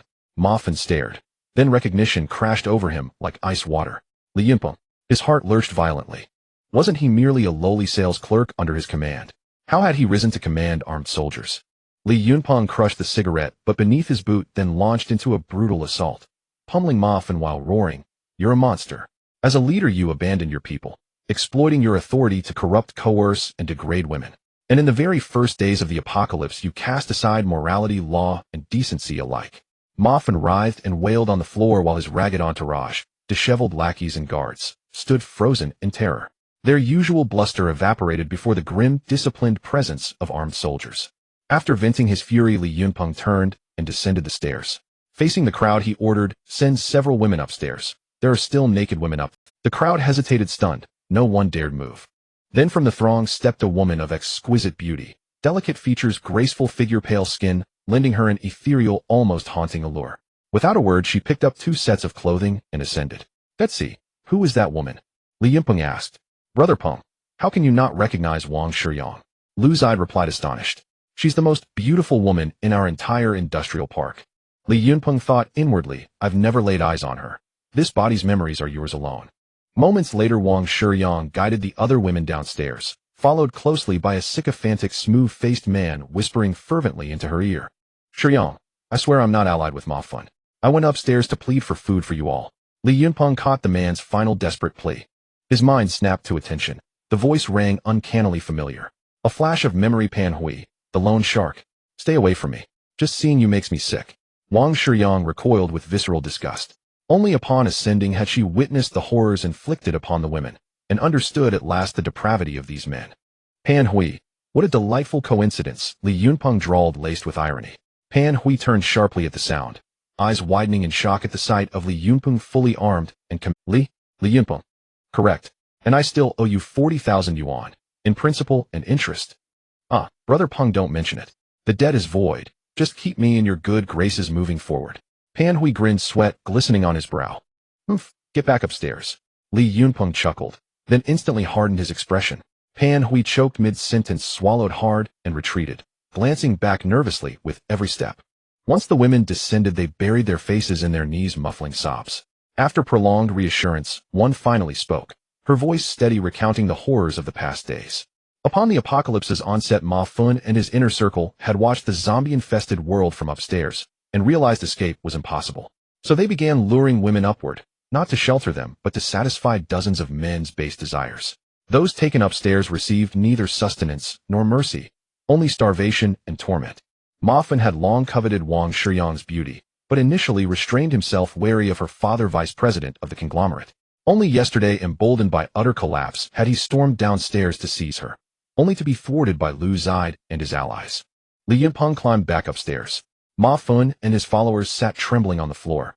"Everyone downstairs, come up now. All food is open for consumption," he commanded. Starving survivors surged upward, grabbing biscuits, instant noodles, snacks, devouring whatever they could lay hands on without discrimination. Li Yunpeng knew well if they fled soon exhaustion would cripple them. Letting them eat their fill now would fortify their strength for the trials ahead. Li Yunpeng surveyed the exterior terrain, then crouched before Ma Fun, his smile sharp, predatory, chilling. "Director Ma, it's time you made your contribution to your—" Ma Fun sat on the ground, his body trembling as the smile of the young man in front of him sent chills down his spine. Outside the supermarket, a throng of zombies surrounded the area. Someone needed to attract their attention to have a chance to break out. Li Yunpeng continued, "I am giving you a chance to live. Take your men and leave this place, and I won't pursue you." Upon hearing this, Ma Fun immediately grabbed Li Yunpeng's pant leg, tears and snot streaming down his face. "Commander, please spare me. Outside there are monsters that eat people. Going out means certain death." Li Yunpeng kicked him away and glanced at the situation below. He turned back and said in an authoritative tone, "You have half an hour to prepare. In half an hour you must either choose a direction to run, or I will have someone throw you off the building." Ma Fun and the others turned pale, fully aware that Li Yunpeng was capable of such an act. They huddled together, discussing their options. "Wu Gang," Li Yunpeng called out. Wu Gang quickly dropped the food he was holding and ran over. Li Yunpeng instructed him, "Tell everyone to get ready, or we will break out in 40 minutes. "Understood, I will notify them right away." As Wu Gang turned to leave, Li Yunpeng pulled him back and said, "One thing to keep in mind, don't carry too much. If anyone falls behind during the breakout, I won't wait for them, even." Wu Gang nodded in understanding and left to inform the survivors. Li Yunpeng instructed the squad leaders to have their soldiers wait at the main entrance of the first floor, checking their weapons and ammunition in preparation for the breakout. He observed the situation alone by the window. Most of the zombies had gathered between the supermarket and the dormitory. In the distance, more zombies had been attracted by the previous explosion approximately a few hundred meters away. After watching for half an hour, Li Yunpeng approached Ma Fun. "It's time for you to escape now." Ma Fun and his group stood frozen in place as if they hadn't heard him. Li Yunpeng had anticipated this reaction. These people wouldn't cry until they saw the coffins. He drew his pistol and loaded it, wrapping a torn piece of cloth around the muzzle to muffle the sound. Then he pointed it at Ma Fun and said, "I will count to 3. If you do not move, I won't hesitate to kill you right now." 1. The others looked at Li Yunpeng's fierce gaze, realizing he was not joking. They were terrified and trembling. 2. Li Yunpeng had already pressed the gun against Ma Fen's head. Just as he was about to say 3, Ma Fen shivered in fear and quickly shouted, "I'll go. I'll go. Don't shoot." Whether he ran or not, it was all death. Perhaps running out might give him a slim chance of survival. After saying this, he glanced at his companions and headed down the stairs. Li Yunpeng shifted the gun's aim to the others. Anyone who was targeted shrank their heads and followed him down the stairs. Leading a group of people, Ma Fen reached a corner on the first floor, opened a crack in the window, and observed outside for a moment. He turned back and said, "Today we've certainly met our end." However, there's still a glimmer of hope. The number of zombies outside is not too many. If we sneak out and reach the east gate, there's a bridge. Once we cross the bridge, there are few people, and we might survive. The others understood that they were all in the same boat. They had committed many wrongdoings with Ma Fun, and now their fates were intertwined. They all agreed to follow Ma Fun's arrangement. Seeing that the others were relatively convinced, Ma Fun continued, "If we survive today, we will be brothers who have shared life and death. From now on, regardless of age, we will treat each other equally." "Good." The others echoed in agreement. In the atmosphere of camaraderie, someone with a bit more courage was the first to crawl out of the window. After surveying the surroundings and declaring it safe, the others gradually followed suit. Ma Fun's chosen direction was indeed good. The zombies had been attracted to the area between the supermarket and the dormitory, leaving this place devoid of any zombies. The group cautiously made their way towards the east gate. Li Yunpeng watched as the group stealthily avoided the zombies, a cold smile forming on his lips. He removed the cloth wrapped around the gun muzzle and extended the gun out the window. Bang bang. The sound of 2 gunshots rang out. Ma Fun and his group, carefully sneaking, were startled by the sudden sharp sound. The zombies were awakened by the gunfire and instantly turned aggressive, quickly spotting Ma Fun and his group. "Run! The zombies have spotted us!" Ma Fun shouted, disregarding stealth as he dashed forward. His run attracted even more zombies, who began to roar and chase after them. "Oh, what the hell?" These people were so terrified that they lost all sense of caution, rushing east in a panic. Those who were still somewhat dazed were the first to be tackled by the zombies, not even having the chance to turn into zombies before being completely devoured. Ma Fun, with his big belly, although running in the front, was slowly overtaken by those around him. In a state of anxiety, he saw he was about to fall behind. He grabbed the collar of the person in front of him and yanked back hard, causing the person to fall to the ground. Ma Fun hurried past him, not looking back as he continued to run forward. "Ma Fun, you." "Oh." Before he could say much, his neck was torn apart by the pursuing zombies, and in a few breaths, he was ripped to shreds. This person never expected that just moments ago they were discussing brotherhood, and in the blink of an eye, Ma Fun had betrayed him. Li Yunpeng watched coldly from above. Ma Fun was born to trample over everything around him, to rise willing to sacrifice everyone nearby for a slim chance of survival. Seeing the zombies at the supermarket entrance being drawn away by Ma Fun's group, Li Yunpeng descended to the first floor and said to everyone, "Team 1 will be the vanguard, Team 2 will provide supplementary firepower, guard the flanks, and Team 3 will cover the rear, pressing forward to the base." "Yes," the subordinates replied in unison. "Everyone pay attention. If anyone falls behind, you can only rely on yourselves. I won't send someone to save you, so be cautious," Li Yunpeng warned. Wu Gang organized the survivors to wait aside, and upon hearing Li Yunpeng's words, they nodded in understanding. "Let's go." With a wave of his hand, Li Yunpeng signaled for the nearby people to open the rolling gate. 2 teams dashed out first, with Li Yunpeng keeping Lu Zide close by as they followed the front line. The survivors in the middle trailed behind Li Yunpeng, while a team of guards brought up the rear, quietly exiting the supermarket. Although the zombies at the entrance had been drawn away by Ma Fun and the others, some from a distance were still attracted and lunged at the crowd upon seeing them. The soldiers in the front row opened fire first. Bang bang bang bang. As soon as the gunfire erupted, all the surrounding zombies were instantly attracted. Li Yunpeng and his group quickly made their way towards the east gate of the park. Fortunately, there weren't many zombies in the east, and the resistance was minimal. However, the zombies closing in from the north and south were getting closer. Even Li Yunpeng had to shoot while moving. The soldiers of the guard brigade coordinated seamlessly, automatically splitting into 2 groups to shoot alternately, avoiding gaps in fire.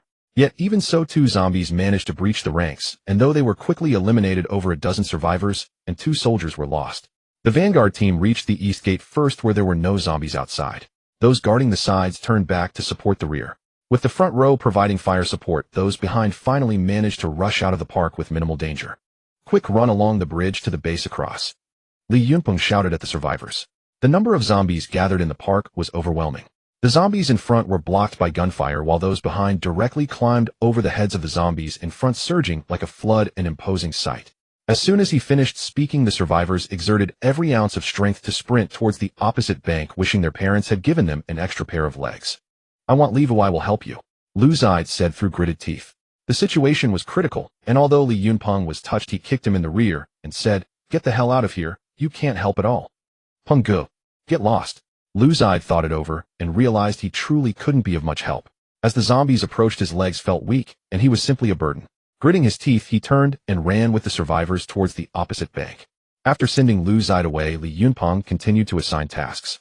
Segmented assault, orderly retreat, he shouted, leading half the soldiers towards the bridge while the remaining soldiers stayed behind to hold the line. When Li Yunpeng positioned over 40 soldiers at the bridgehead to take aim, the soldiers behind began to fall back.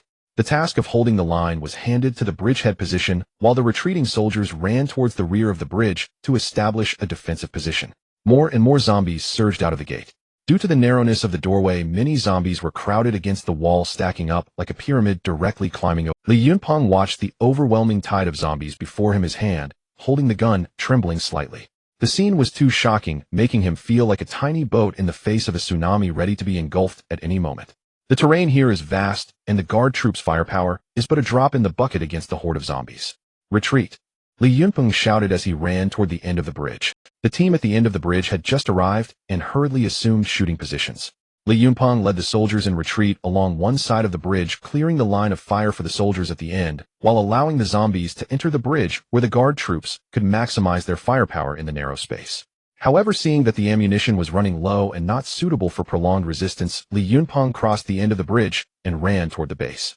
Outside the base's outer wall, 30 soldiers had already taken up their shooting stances, just waiting for the zombies to enter their range.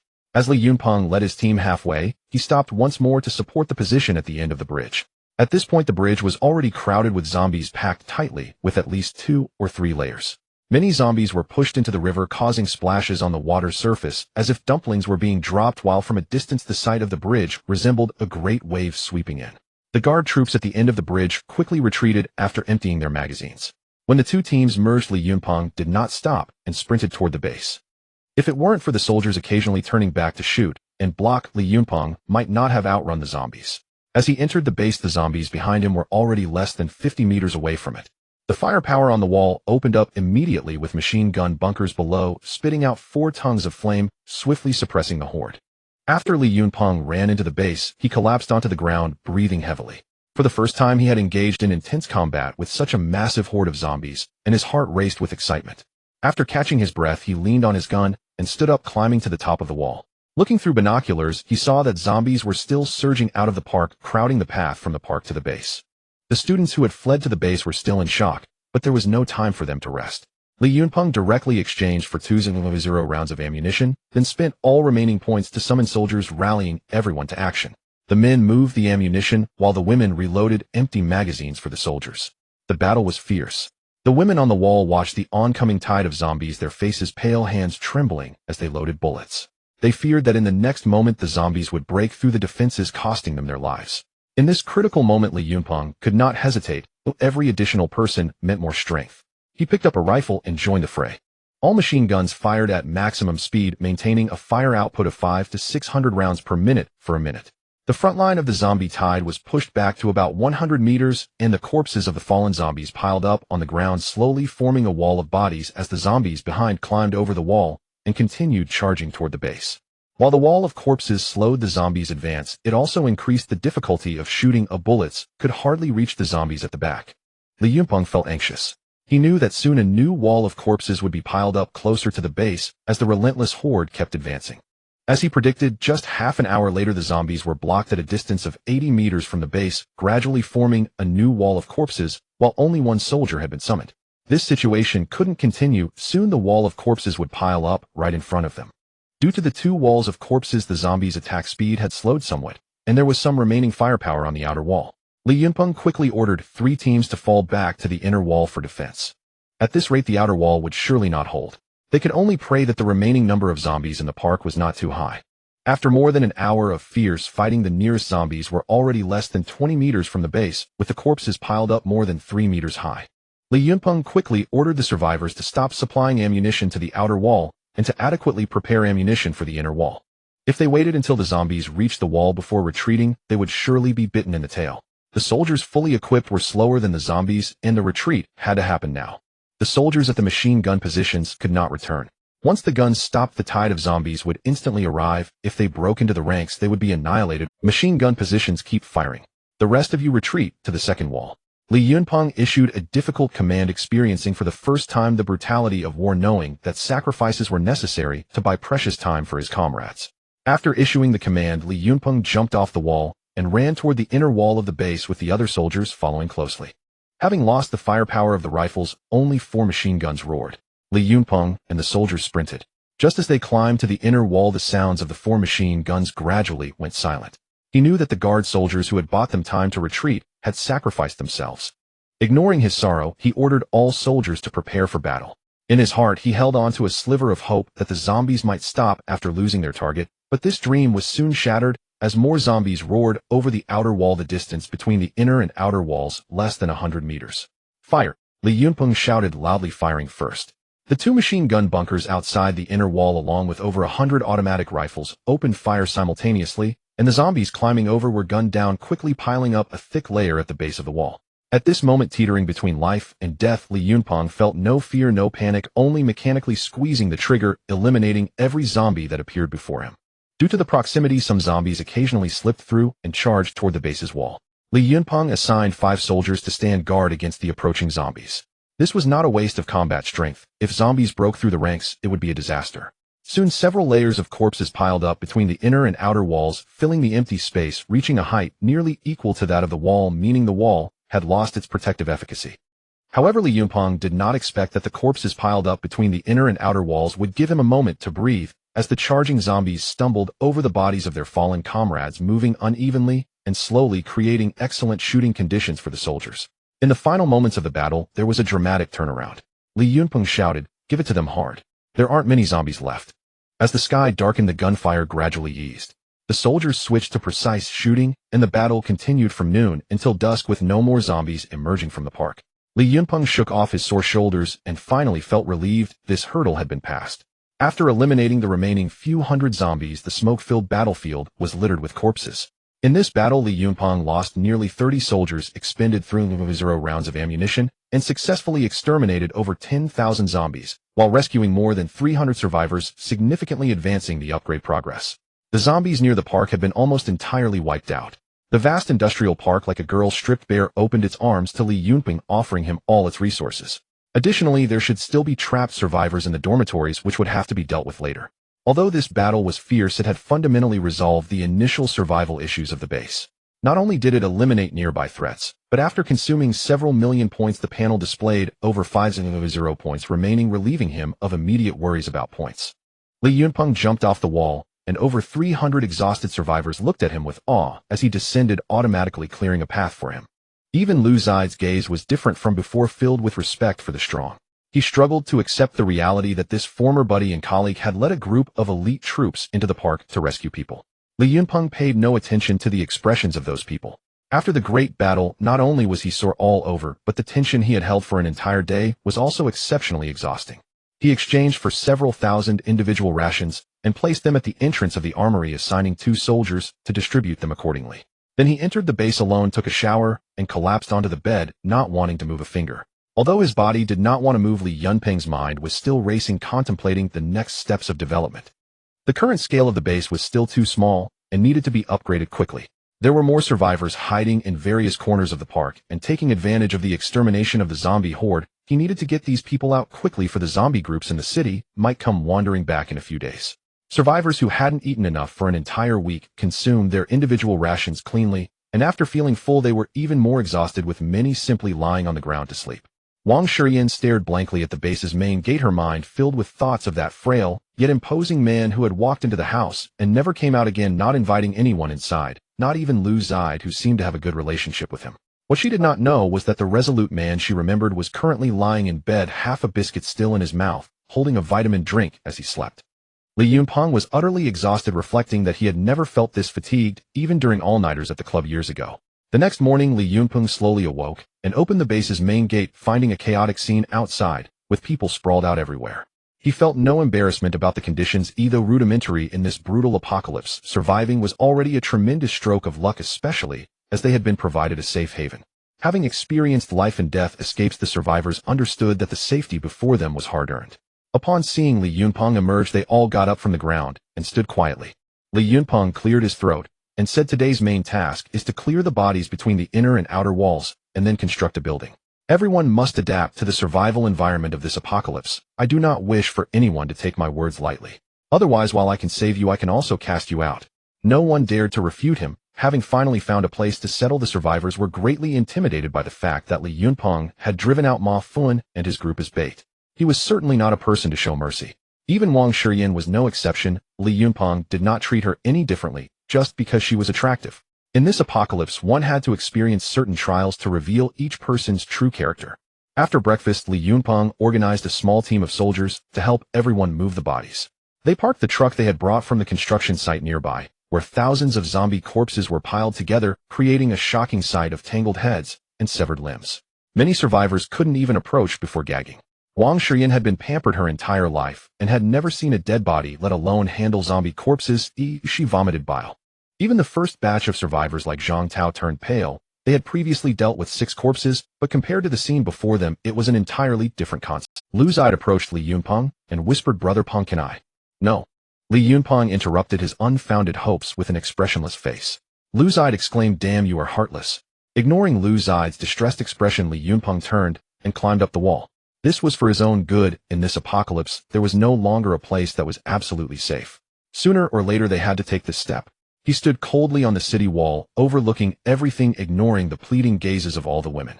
Although the base needed a population, he did not nurture useless individuals. Those who dared not touch a corpse posed a risk in emergencies, leading to panic that could destabilize the base from within.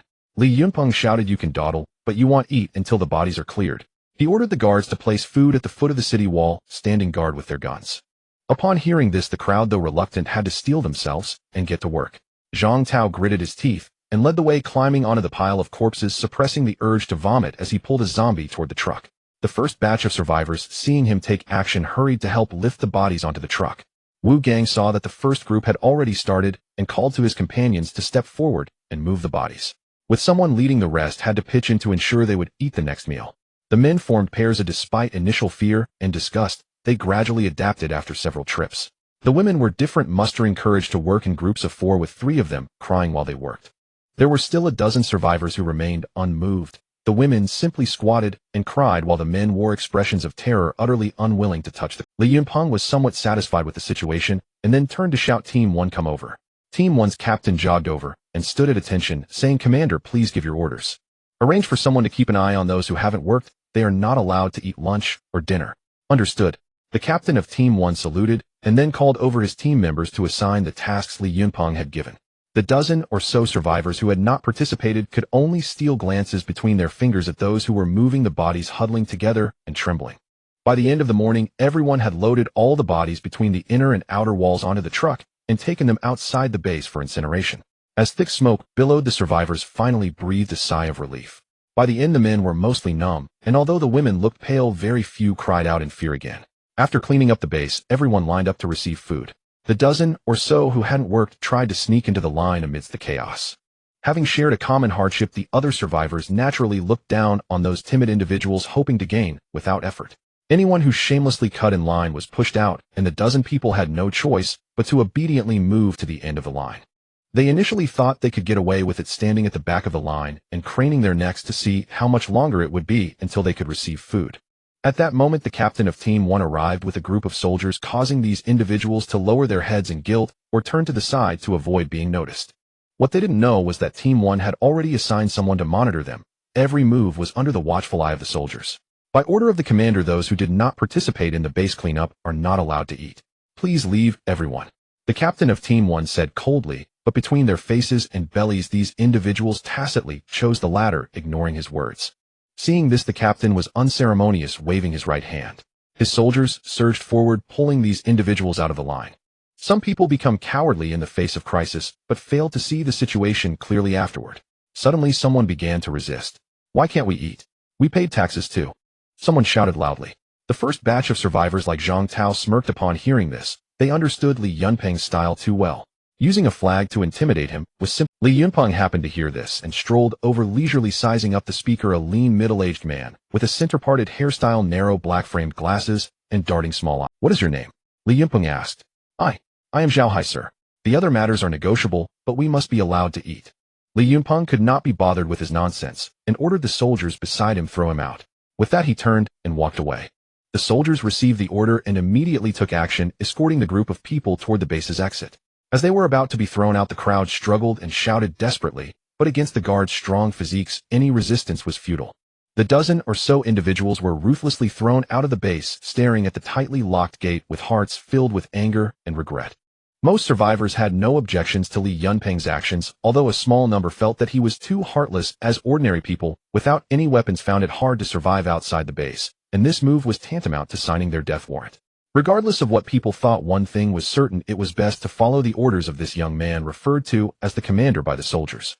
Most survivors had no objections to Li Yunpeng's actions, although a small number felt that he was too heartless, as ordinary people, without any weapons, found it hard to survive outside the base, and this move was tantamount to signing. Lu Zai took the ration and replied, "Brother Peng, I feel like you have completely changed from before." Li Yunpeng thought to himself, it would be strange if I hadn't changed. He was not the same person anymore. He then said, "Detsi, this is the apocalypse. Any mindless tolerance will lead us to disaster. The reason I let you clean the base with other survivors is to help you adapt quickly. This world is different from before. Everything will start anew, and if you want to survive, you need to make changes." After finishing, Li Yunpeng patted his shoulder and walked back into the base alone. Lu Zai stood still, seriously pondering Li Yunpeng's words. The world had indeed changed, filled with man-eating monsters, and all order had collapsed. Perhaps Brother Peng was right. He clenched his fists and made a silent resolution. Returning to the base, Li Yunpeng checked the current troop deployment. After over 20 hours of continuous summoning, the number of soldiers had reached 180, with 4 points remaining. To fully recruit 500 soldiers, 3 points were needed, and the military and civilians in the base consumed about 500 points of food each day, totaling 150 points in a month. The remaining points were insufficient to support another battle like yesterday's. In the end, Li Yunpeng summoned only 120 soldiers, bringing the total troop strength to 300, while keeping over 2 points in reserve for emergencies. With the point distribution plan set, Li Yunpeng began to consider rescuing the survivors within the park, but planned to wait until the troop strength reached 302 days before taking. The houses inside the base needed to be built quickly, otherwise it wouldn't be suitable for survivors to sleep on the ground every day, especially if it rained or got cloudy. He summoned Wu Gang and Zhang Tao, dividing the survivors into 2 groups, with each leading a group to build houses. Upon hearing Li Yunpeng's assignment, both were overjoyed and vowed to do well, as this was a test given by the leader of the base. If they did well, the benefits would be. Time was pressing. After lunch, the two led the survivors to start building houses. There were survivors from engineering companies in the park responsible for designing the house structures. Since they were building for themselves under the guidance of the two, the survivors showed immense enthusiasm. They could no longer endure sleeping on the ground with the sky as their blanket. While the survivors busily built their houses, Li Yunpeng ordered 3 squads of soldiers to construct 2 warehouses outside the inner city next to the walls, one for storing food and the other for storing weapons and ammunition. The inner city would become his exclusive territory. There were too many important facilities here, and it was best for outsiders to stay away. Under the relentless push, the construction progressed remarkably quickly. In just 3 days, 2 rows of houses capable of accommodating hundreds of people were completed. Although they were still bare, they could at least shield from wind and rain. Li Yunpeng walked out of the inner wall with Wu Gang and Zhang Tao following behind, inspecting the results of the past few days. Survivors passing by greeted him respectfully. Li Yunpeng nodded slightly in return. The 2 rows of houses situated along the road between the main gates of the inner and outer walls brought some vitality to the base, no longer leaving it desolate and empty. As he reached the middle, he saw Wang Shiyan covered in dust-moving bricks.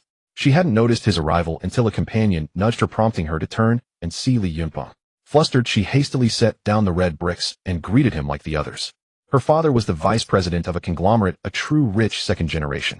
However, she was not arrogant. After graduating, she started at the company as an intern. Besides a few people above the director level, and those close to her who knew her identity, others treated her like an ordinary colleague. Li Yunpeng noticed she was covered in dust, but it couldn't hide her graceful figure.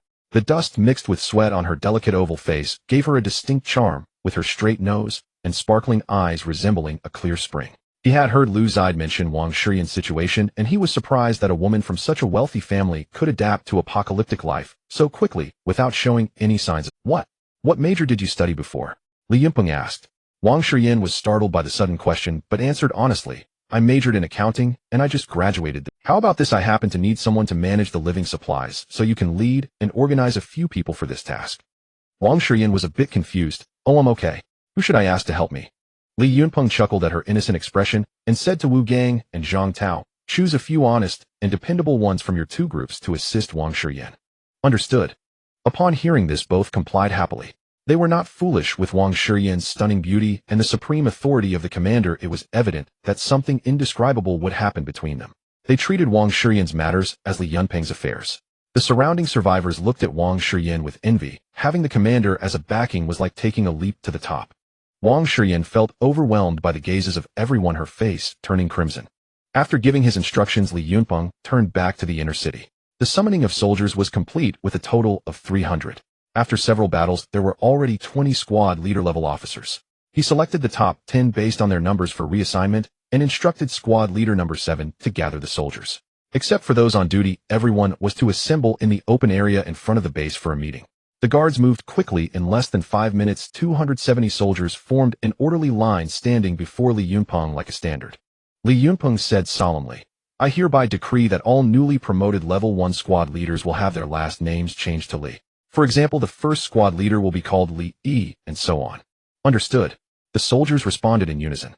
Li Yunpeng continued, "Now I officially appoint Li Qi, Li Yi, Li Er, and Li Shilu among the 10 as squad leaders, each assigned 29 soldiers, appointing Li Erqi and Li Sanwu, and Li Shilu among the 10 as deputy squad leaders." Yes. The crowd saluted and accepted their orders once again. Afterward, Li Yunpeng instructed the soldiers to return to their respective defensive zones. He sat alone at the entrance of the base watching the 300 elite soldiers depart, feeling a sense of commanding power. However, upon thinking of the billions of zombies in the world, a chill ran down his spine.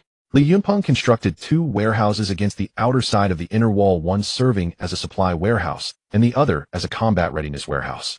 Since Wang Shiyan took charge of the supply warehouse, Li Yunpeng no longer had to worry about the survivors' meals. He exchanged enough food to feed everyone for a month and stored it in the warehouse, while a small squad of armed soldiers guarded the combat readiness warehouse, sternly warning anyone who approached that they would be killed without mercy. Li Yunpeng exchanged for 200 rounds of ammunition and 100 rifles to be stored in the combat readiness warehouse for daily military consumption. Wang Shiyan's team was composed of individuals with good character, among them Lu Zide, who was not elected but given a spot by Wu Gang. Due to his close relationship, Li Yunpeng referred to Wang Shiyan's team as the logistics department, responsible not only for food distribution but also for gathering and storing resources collected later, which would then be dispensed as needed. The others left a small portion to continue repairing the shelters, digging drainage ditches, and building basic infrastructure like public toilets, while the majority, led by Wu Gang and Zhang Tao, went to clear the corpses outside the base. Otherwise, once the bodies started to rot, it would lead to a plague. This time the survivors were less resistant, with the larger piles of corpses being burned on the spot, while the scattered ones were gathered together and set ablaze. Those who had been driven out previously, some unable to bear the hunger, secretly ventured out to find food, ultimately losing their lives. The remaining ones dared not leave the base even a step, only leaning against the sides of the gate, praying for the people inside to spare them some food. Among them was Zhao Hai. Seeing Wu Gang emerge, Zhao Hai knelt down, tears streaming, and pleaded, "Wu Gu, please give us something to eat. My brothers are about to starve." Though Wu Gang felt a pang of sympathy, after all, everyone was human and had worked together in the same park not long ago, facing each other daily. However, Li Yunpeng had ordered that no food be given to them, and Wu Gang did not dare to violate the command, fearing that he would offend Li Yunpeng and jeopardize his hard-earned position. "Zhao Hai, you are defying the commander's orders." "I can't help you," Wu Gang said. Zhao Hai weakly let his hand drop, paused for a moment, then suddenly hugged Wu Gang's leg, crying out, "Wu Gu, please help me plead with the commander. I am willing to carry the corpses. Just give me another chance. I don't want to die. I don't want to die." Wu Gang saw his pitiful state and felt somewhat troubled. After considering, he said, "Get up first. I can ask about it, but how the commander will decide is beyond my—" Upon hearing that there was hope, Zhao Hai immediately ceased his crying and hurriedly said, "All right, Wu Gu, thank you so much. As long as you save my life, I will treat you like my own father."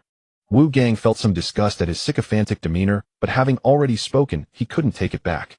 He gave a few perfunctory remarks and turned back to the base, only to be stopped by the guards at the inner city gate. "Captain Shi, I have something to discuss with the commander. Please inform him," Wu Gang said with a smile. Li Qi looked at him expressionlessly and said, "Wait." Turning back to the base, he reported to Li Yunpeng, who was exercising. Panting after finishing 50 push-ups, Li Yunpeng stood up and wiped the sweat from his brow, saying, "Bring him in." "Yes." Li Qi turned and walked out to Wu Gang, thoroughly searched him from head to toe before allowing him to pass. Li Yunpeng sat on a chair, teacup in hand, while Wu Gang approached, standing 3 steps away from Li Yunpeng, bowing and saying, "Commander, I have something to report." Li Yunpeng replied, "Just speak directly. There's no need for preamble." Wu Gang chuckled and said, "A few days ago the group you expelled still has some lingering outside the base, and they're starving to the point of death. Zhao Hai among them wishes to earn back his worth and is willing to carry corpses." Wu Gang was merely relaying the message. Li Yunpeng had not seen Zhao Hai's sycophantic demeanor outside. Since he wanted to reform, it wouldn't hurt to give him a chance. He decided to see how Zhao Hai would perform. Thus, he said, "You handle this matter. I do not know him well." "Understood, Commander. If that's all, I will take my leave," Wu Gang said, feeling grateful that his plea had actually been accepted by the commander. "Go then." Li Yunpeng dismissed Wu Gang and continued his training. He wasn't overly concerned with such trivial matters. It was exceedingly difficult for an ordinary person to create waves under his watchful eye. With the growth of military strength, he had also become less cautious than before. Perhaps this was the confidence that came with power. Wu Gang walked out of the inner city, where Zhao Hai was peering into the base from outside the gate. He eagerly asked Wu Ge, "How did it go?" Wu Gang glanced at him, unsure whether his actions were right or wrong, and replied flatly, "The commander is benevolent and willing to give you a chance, but it will depend on your future performance. Here is some food for you. After you divide it, hurry and get to work. I will personally oversee you. If you fail to meet the commander's expectations, I will deal with you myself." Zhao Hai and the others quickly responded, "We won't disappoint you." They then joyfully took the food from Wu Gang's hands, stuffing it into their mouths, and downed a small bottle of drink in one go. After they finished eating, Wu Gang said, "Hurry up and get to work. You haven't eaten much these days, but few of you can carry a corpse. I mainly want to see your attitude." After eating their fill, Zhao Hai and the others hesitated a bit, but the pangs of hunger were truly unbearable. They felt frantic and wanted to bite into anything they saw, feeling that death was imminent, yet they were barely hanging on to life. They murmured among themselves for a moment before heading toward the nearest corpse. As they approached, their stomachs twisted, but they held their mouths tightly shut, desperately trying to keep from throwing up. After a moment of adjustment, they shakily extended their hands, closing their eyes as they reached for the zombie's body. The moment they touched it, they quickly recoiled, repeating this several times before finally gritting their teeth and dragging the corpse toward the bonfire. Wu Gang, watching their comical actions, found it somewhat amusing. Some people were naturally timid enough to frighten themselves to death. It seemed these individuals were truly fighting for survival, ultimately breaking through their own limits when faced with a threat to their lives. Once the first step was taken, the second became easier. Although Zhao Hai and the others still felt weak in the legs, at least they had conquered the mental hurdle. It was not until evening that they were finally qualified to return to the base with the other survivors holding the distributed food, tears streaming down their faces. Zhao Hai felt a deep sorrow. When had he ever endured such suffering, to fight desperately just for a bite to eat? After over a week of rigorous training, Li Yunpeng sensed his physical condition had improved markedly. All zombie corpses near the base had been cleared and infrastructure construction proceeded methodically. Each day, 2 squads patrolled the vicinity to hunt down isolated zombies, ensuring base security while generating 20,000 points of income for Li Yunpeng daily. Using the hundreds of thousands of points accumulated over these days, Li Yunpeng exchanged for 0 rounds of ammunition, further stocking the armory. He also planned to clear remaining zombies from the industrial park. Should any crisis erupt, ammunition consumption would inevitably surge. Li Yunpeng assembled all squad leaders, both primary and deputy, at the base entrance to assign their respective responsibilities. 3 squads remained stationed inside the base for defense, while the remaining 210 soldiers under their respective squad leaders advanced into the industrial park to eliminate zombies and rescue survivors. Li Yunpeng issued strict orders. Firearms were prohibited unless absolutely necessary. Bayonets were to be used instead, to avoid drawing nearby zombie hordes with gunfire. The troops dispersed upon receiving their orders. This time, Li Yunpeng chose not to join the operation personally. As commander, he avoided unnecessary risks. Over the past few days, 2 survivor work teams had constructed 6-meter-high watchtowers at the base's 4 corners. These newly built watchtowers were far more sophisticated. Each featured shaded weatherproof canopies, crenellated parapets, firing slits, and dedicated machine gun emplacements affording unobstructed panoramic views. At least 3 soldiers manned each tower on rotating 6-hour shifts, ensuring round-the-clock vigilance. Li Yunpeng ascended one tower and surveyed the surroundings through his binoculars. Scattered gunshots echoed as the garrison forces began clearing zombies from the industrial park. An hour later, survivors streamed frantically out of the park's eastern gate. Casualties among the troops now appeared on the system interface. Such losses were inevitable. Interior spaces within buildings were cramped and treacherous, fraught with unpredictable hazards. Even elite soldiers of the garrison forces, despite their exceptional discipline and skill, could not achieve perfect vigilance against the relentless suicidal charges of the undead. Though Li Yunpeng grieved deeply, he could do nothing but continue summoning reinforcements, maintaining troop strength around 300. After 2 days of operations, point expenditure had reached 500,000. Though substantial, this paled beside the million-point ammunition cost of a single major engagement. And with the base's spatial expansion, urgently needed point requirements would escalate exponentially. From every corner of the industrial park, the garrison forces rescued over 600 ragged survivors, most clinging to life's edge, sustained only by scrap. Upon reaching the base and beholding its fortified walls and fully armed sentinels, they finally exhaled in trembling relief. For weeks they had not dared even to exhale too loudly, fearing the slightest sound might summon the undead. Many collapsed onto the ground, weeping uncontrollably. Earlier arrivals, those who had reached the base shortly after the apocalypse began, watched silently, privately grateful they had escaped the worst cruelties of the end times. Uncertain how long the newcomers had gone without sustenance, Li Yunpeng ordered a sack of rice delivered and instructed Wang Shiyang to dispatch personnel to boil congee for distribution. At the sight of food, the starving survivors' eyes gleamed with feral hunger, like dying wolves scenting prey. Wu Gang swiftly organized personnel to enforce order. Those who lunged recklessly toward the rations were herded to the rear of the line. After prolonged chaos, the desperate crowd was barely corralled into two disciplined queues for orderly distribution. Wang Shiyang gazed upon the two lines of people willing to risk everything for a single bowl of congee, and once again felt the abyssal cruelty of the apocalypse. In that moment, she profoundly grasped the rare blessing of life within the base. Though monotonous, the fare was devoured with fervent relish. No longer did anyone need to kill for a crust of bread or sell their body for half a steamed bun. Those who received bowls squatted aside and slurped the congee noisily, then hurried back to the queue's end. With bellies slightly eased, their desperation subsided. They no longer stood on tiptoe, counting heads to gauge how many remained before their turn. Li Yunpeng decreed that no one was permitted more than 2 bowls. Unrestricted access, he feared, might cause fatal overconsumption. That night, for the first time since the apocalypse began, the famished survivors slept without waking from hunger. Though envious of those housed indoors, they understood their status as newcomers precluded immediate shelter allocation. Fortunately, summer nights rendered open-air slumber bearable. Exhausted by days of restless sleep, they quickly drifted into deep repose, lying bare on the earth yet cradled by an unprecedented sense of safety. Yet deep in the night, cries and wails pierced the silence. Li Yunpeng jolted awake, face draining pale. Had a zombie horde returned? Snatching up his rifle, he burst outside, only to find the patrol squad still pacing the ramparts, calm and undisturbed. His breath steadied. So long as it wasn't a horde, all was well. Residents of the base, startled from sleep, poured from their dwellings, then collectively sighed in relief upon confirming no zombies threatened their walls. Following the cries, they discovered the source. Newly arrived survivors, seized by nightmares, cried out intermittently. Alarmed, Li Yunpeng scowled fiercely and bellowed, "Silence, every last one of you. What in hell are you wailing about at this hour?" His roar silenced the crowd instantly. Upon inquiry, he learned these starved refugees, having slept soundly for the first time since the apocalypse, were tormented by vivid nightmares, throats torn open by zombies, bodies ripped limb from limb.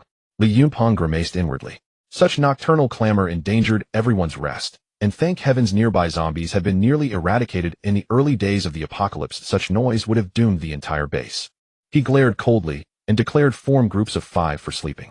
If anyone screams in a nightmare, his comrades must clamp his mouth shut immediately. Should I hear another wail from any group, I'll expel the... Trembling in mute terror, the survivors realized exile meant certain death. Li Yunpeng withdrew into the inner compound, and indeed silence reigned the rest of the night. Whenever someone stirred or murmured in sleep, companions swiftly muffled their mouths with clothing, then roused them gently, terrified of provoking the inner city authority and facing banishment. At dawn, Li Yunpeng opened his eyes. Though he now possessed a precarious sanctuary amid the ruins, peril loomed constantly. His mind never truly rested, starkly contrasting the prosperity and serenity of his former world. Especially crushing was the solitude, the gnawing sense of being utterly alien. As sovereign of the base, he dared not grow too familiar with subordinates. Intimacy would erode his authority.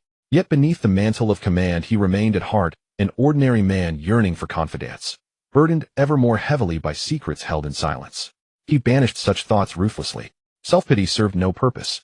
Strengthening himself and transforming the base into an impregnable fortress was the sole imperative. A failure would doom every soul within its walls should a massive zombie horde descend. The base population now exceeded 1,000.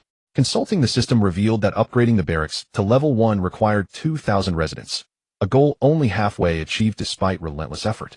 With nearby survivor clusters nearly exhausted, it was time to venture farther afield. Li Yunpeng quickly tidied up and called Wang Shiyang, Wu Gang, and Zhang Tao over for a meeting. Upon seeing Li Yunpeng, Wang Shiyang felt a bit shy. She had occasionally heard people gossiping, suggesting that the commander must have taken a liking to her, which was why he entrusted such important. At first, she didn't pay much attention, but after hearing such remarks frequently, she began to doubt herself, wondering if the commander truly had feelings for her. Noticing her flushed face, Li Yunpeng paid no mind and cleared his throat, saying, "Our base's population has now exceeded 1,000.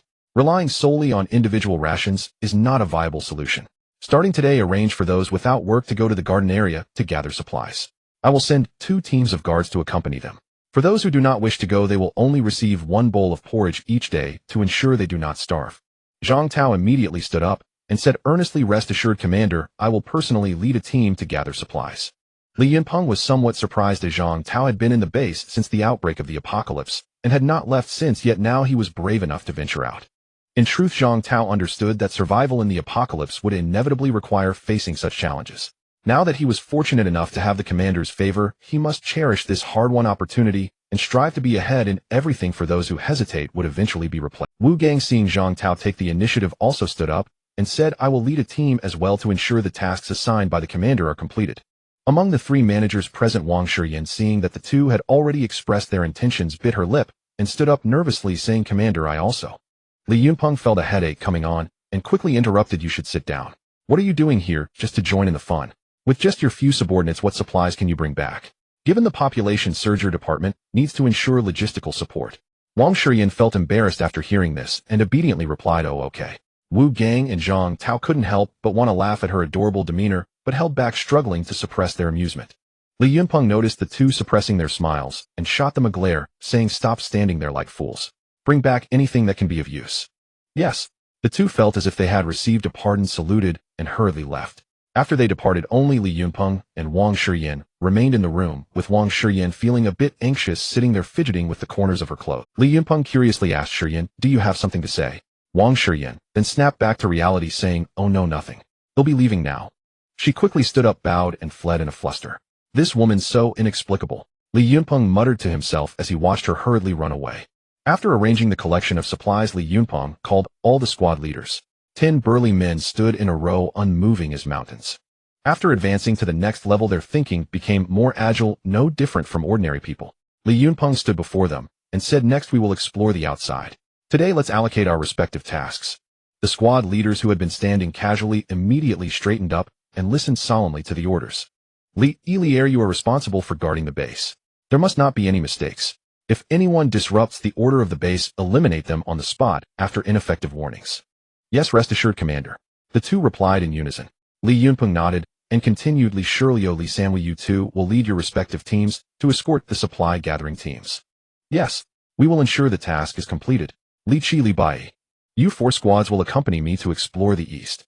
The remaining 2 squads will patrol 1 to 2 kilometers from the base to ensure its safety." "Understood." Several voices responded in unison. "Then let's proceed, each of you prepare." After issuing the orders, the squad leaders went to prepare. Before long, the team following Li Yunpeng stood at the gate, each carrying 200 rounds of ammunition, 5 grenades, and 3 days' worth of rations ready to set off. Seeing over 100 fully armed soldiers waiting at the gate, the people in the base felt a mix of curiosity and concern, wondering what major event was about to unfold. However, seeing these soldiers gave them a sense of security, and their gazes towards the soldiers were filled with respect.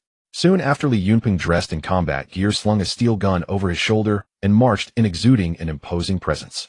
When the people saw that the commander was about to set out with the team, they all greeted him. An elderly man with a serious expression said, "Commander, please be careful and return safely." "Commander, let me join the expedition. I want to enlist," yelled a passionate young man. A brainless, infatuated girl exclaimed, "Commander, I want to bear your children." As the embodiment of the soul of the entire base, the first 2 groups of arrivals genuinely supported him. Although he could sometimes be cold and merciless, the survivors who understood the situation realized that the commander was acting for their benefit, that to survive in the apocalypse, one must first adapt. Though the commander appeared ruthless, he did not abuse his power to bully the weak. In the apocalypse, acts of taking women by force, abusing the young and old, and plundering supplies were happening incessantly. In contrast, the base seemed like people gradually figured out his character and were resolute in executing his orders. He didn't mind light-hearted jokes made in everyday life. Li Yunpeng waved at the crowd and strode to the front of the line, saying, "Let's go." The entire team marched in orderly steps behind Li Yunpeng, their gazes fixed on the team until they vanished from sight. Li Yunpeng dispersed the team, with 1 group leading the way, 1 following him, and 2 squads flanking each side.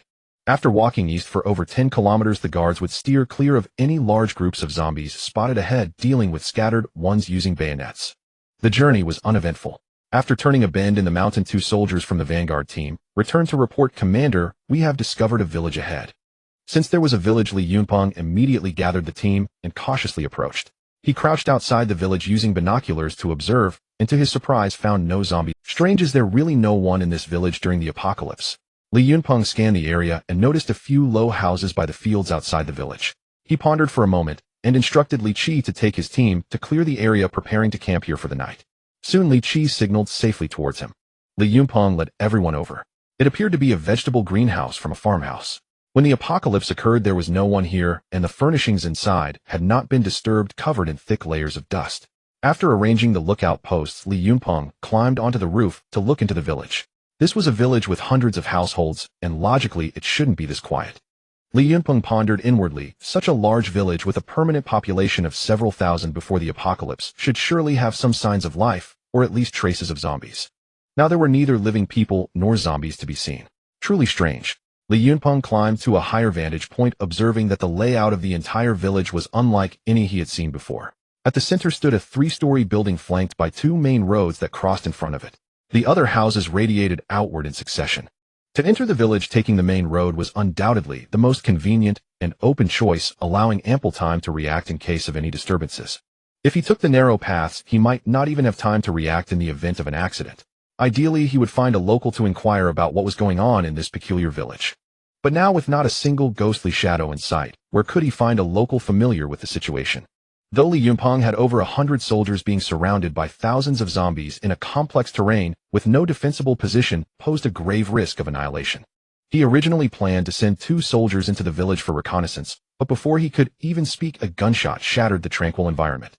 The bullet struck the roof just a meter away from Li Yunpeng, sending dust particles flying into his mouth. He rolled off the roof in a hurry. The soldiers around him had already formed a battle formation. 11 o'clock, gray-white house fire coverage. Li Qi commanded immediately. Rat-a-tat-tat. The intense gunfire erupted, and the targeted house was immediately riddled with holes as dust swirled. Li Yunpeng spat out the dirt from his mouth. Stop, stop, stop. Everyone halt. Damn it, there are people in the village. Commander, let me take a team in and deal with them. Li Qi volunteered eagerly. Li Yunpeng thought for a moment. There's no rush. Since they dared to act after seeing us, it indicates they have some backing. Did you see the 4 entrances to those 2 main roads? Split into 4 teams and encircle this village. Understood.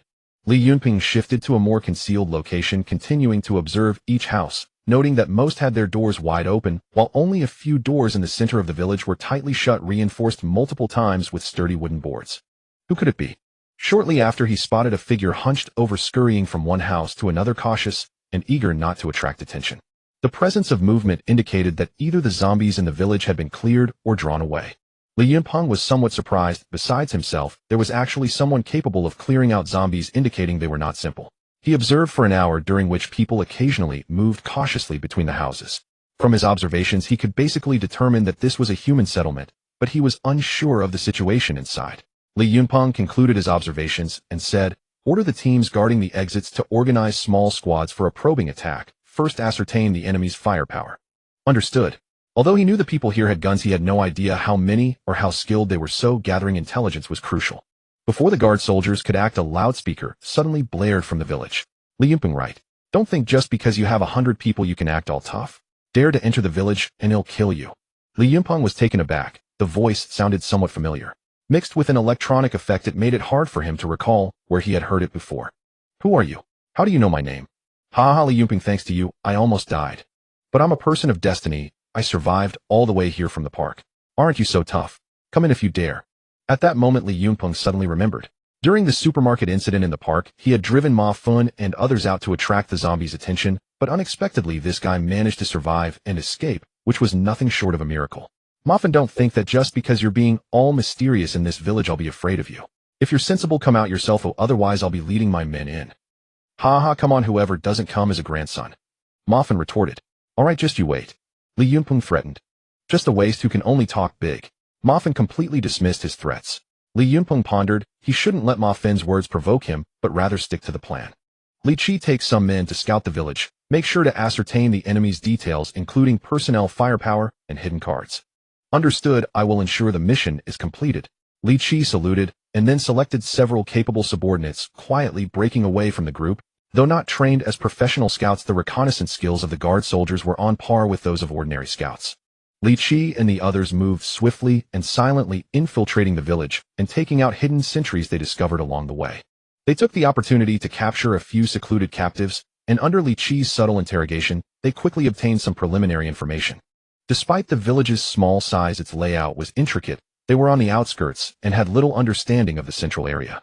In the central area, there was a wide circular road that divided the village into inner and outer layers, and these sentries had limited knowledge of the situation inside.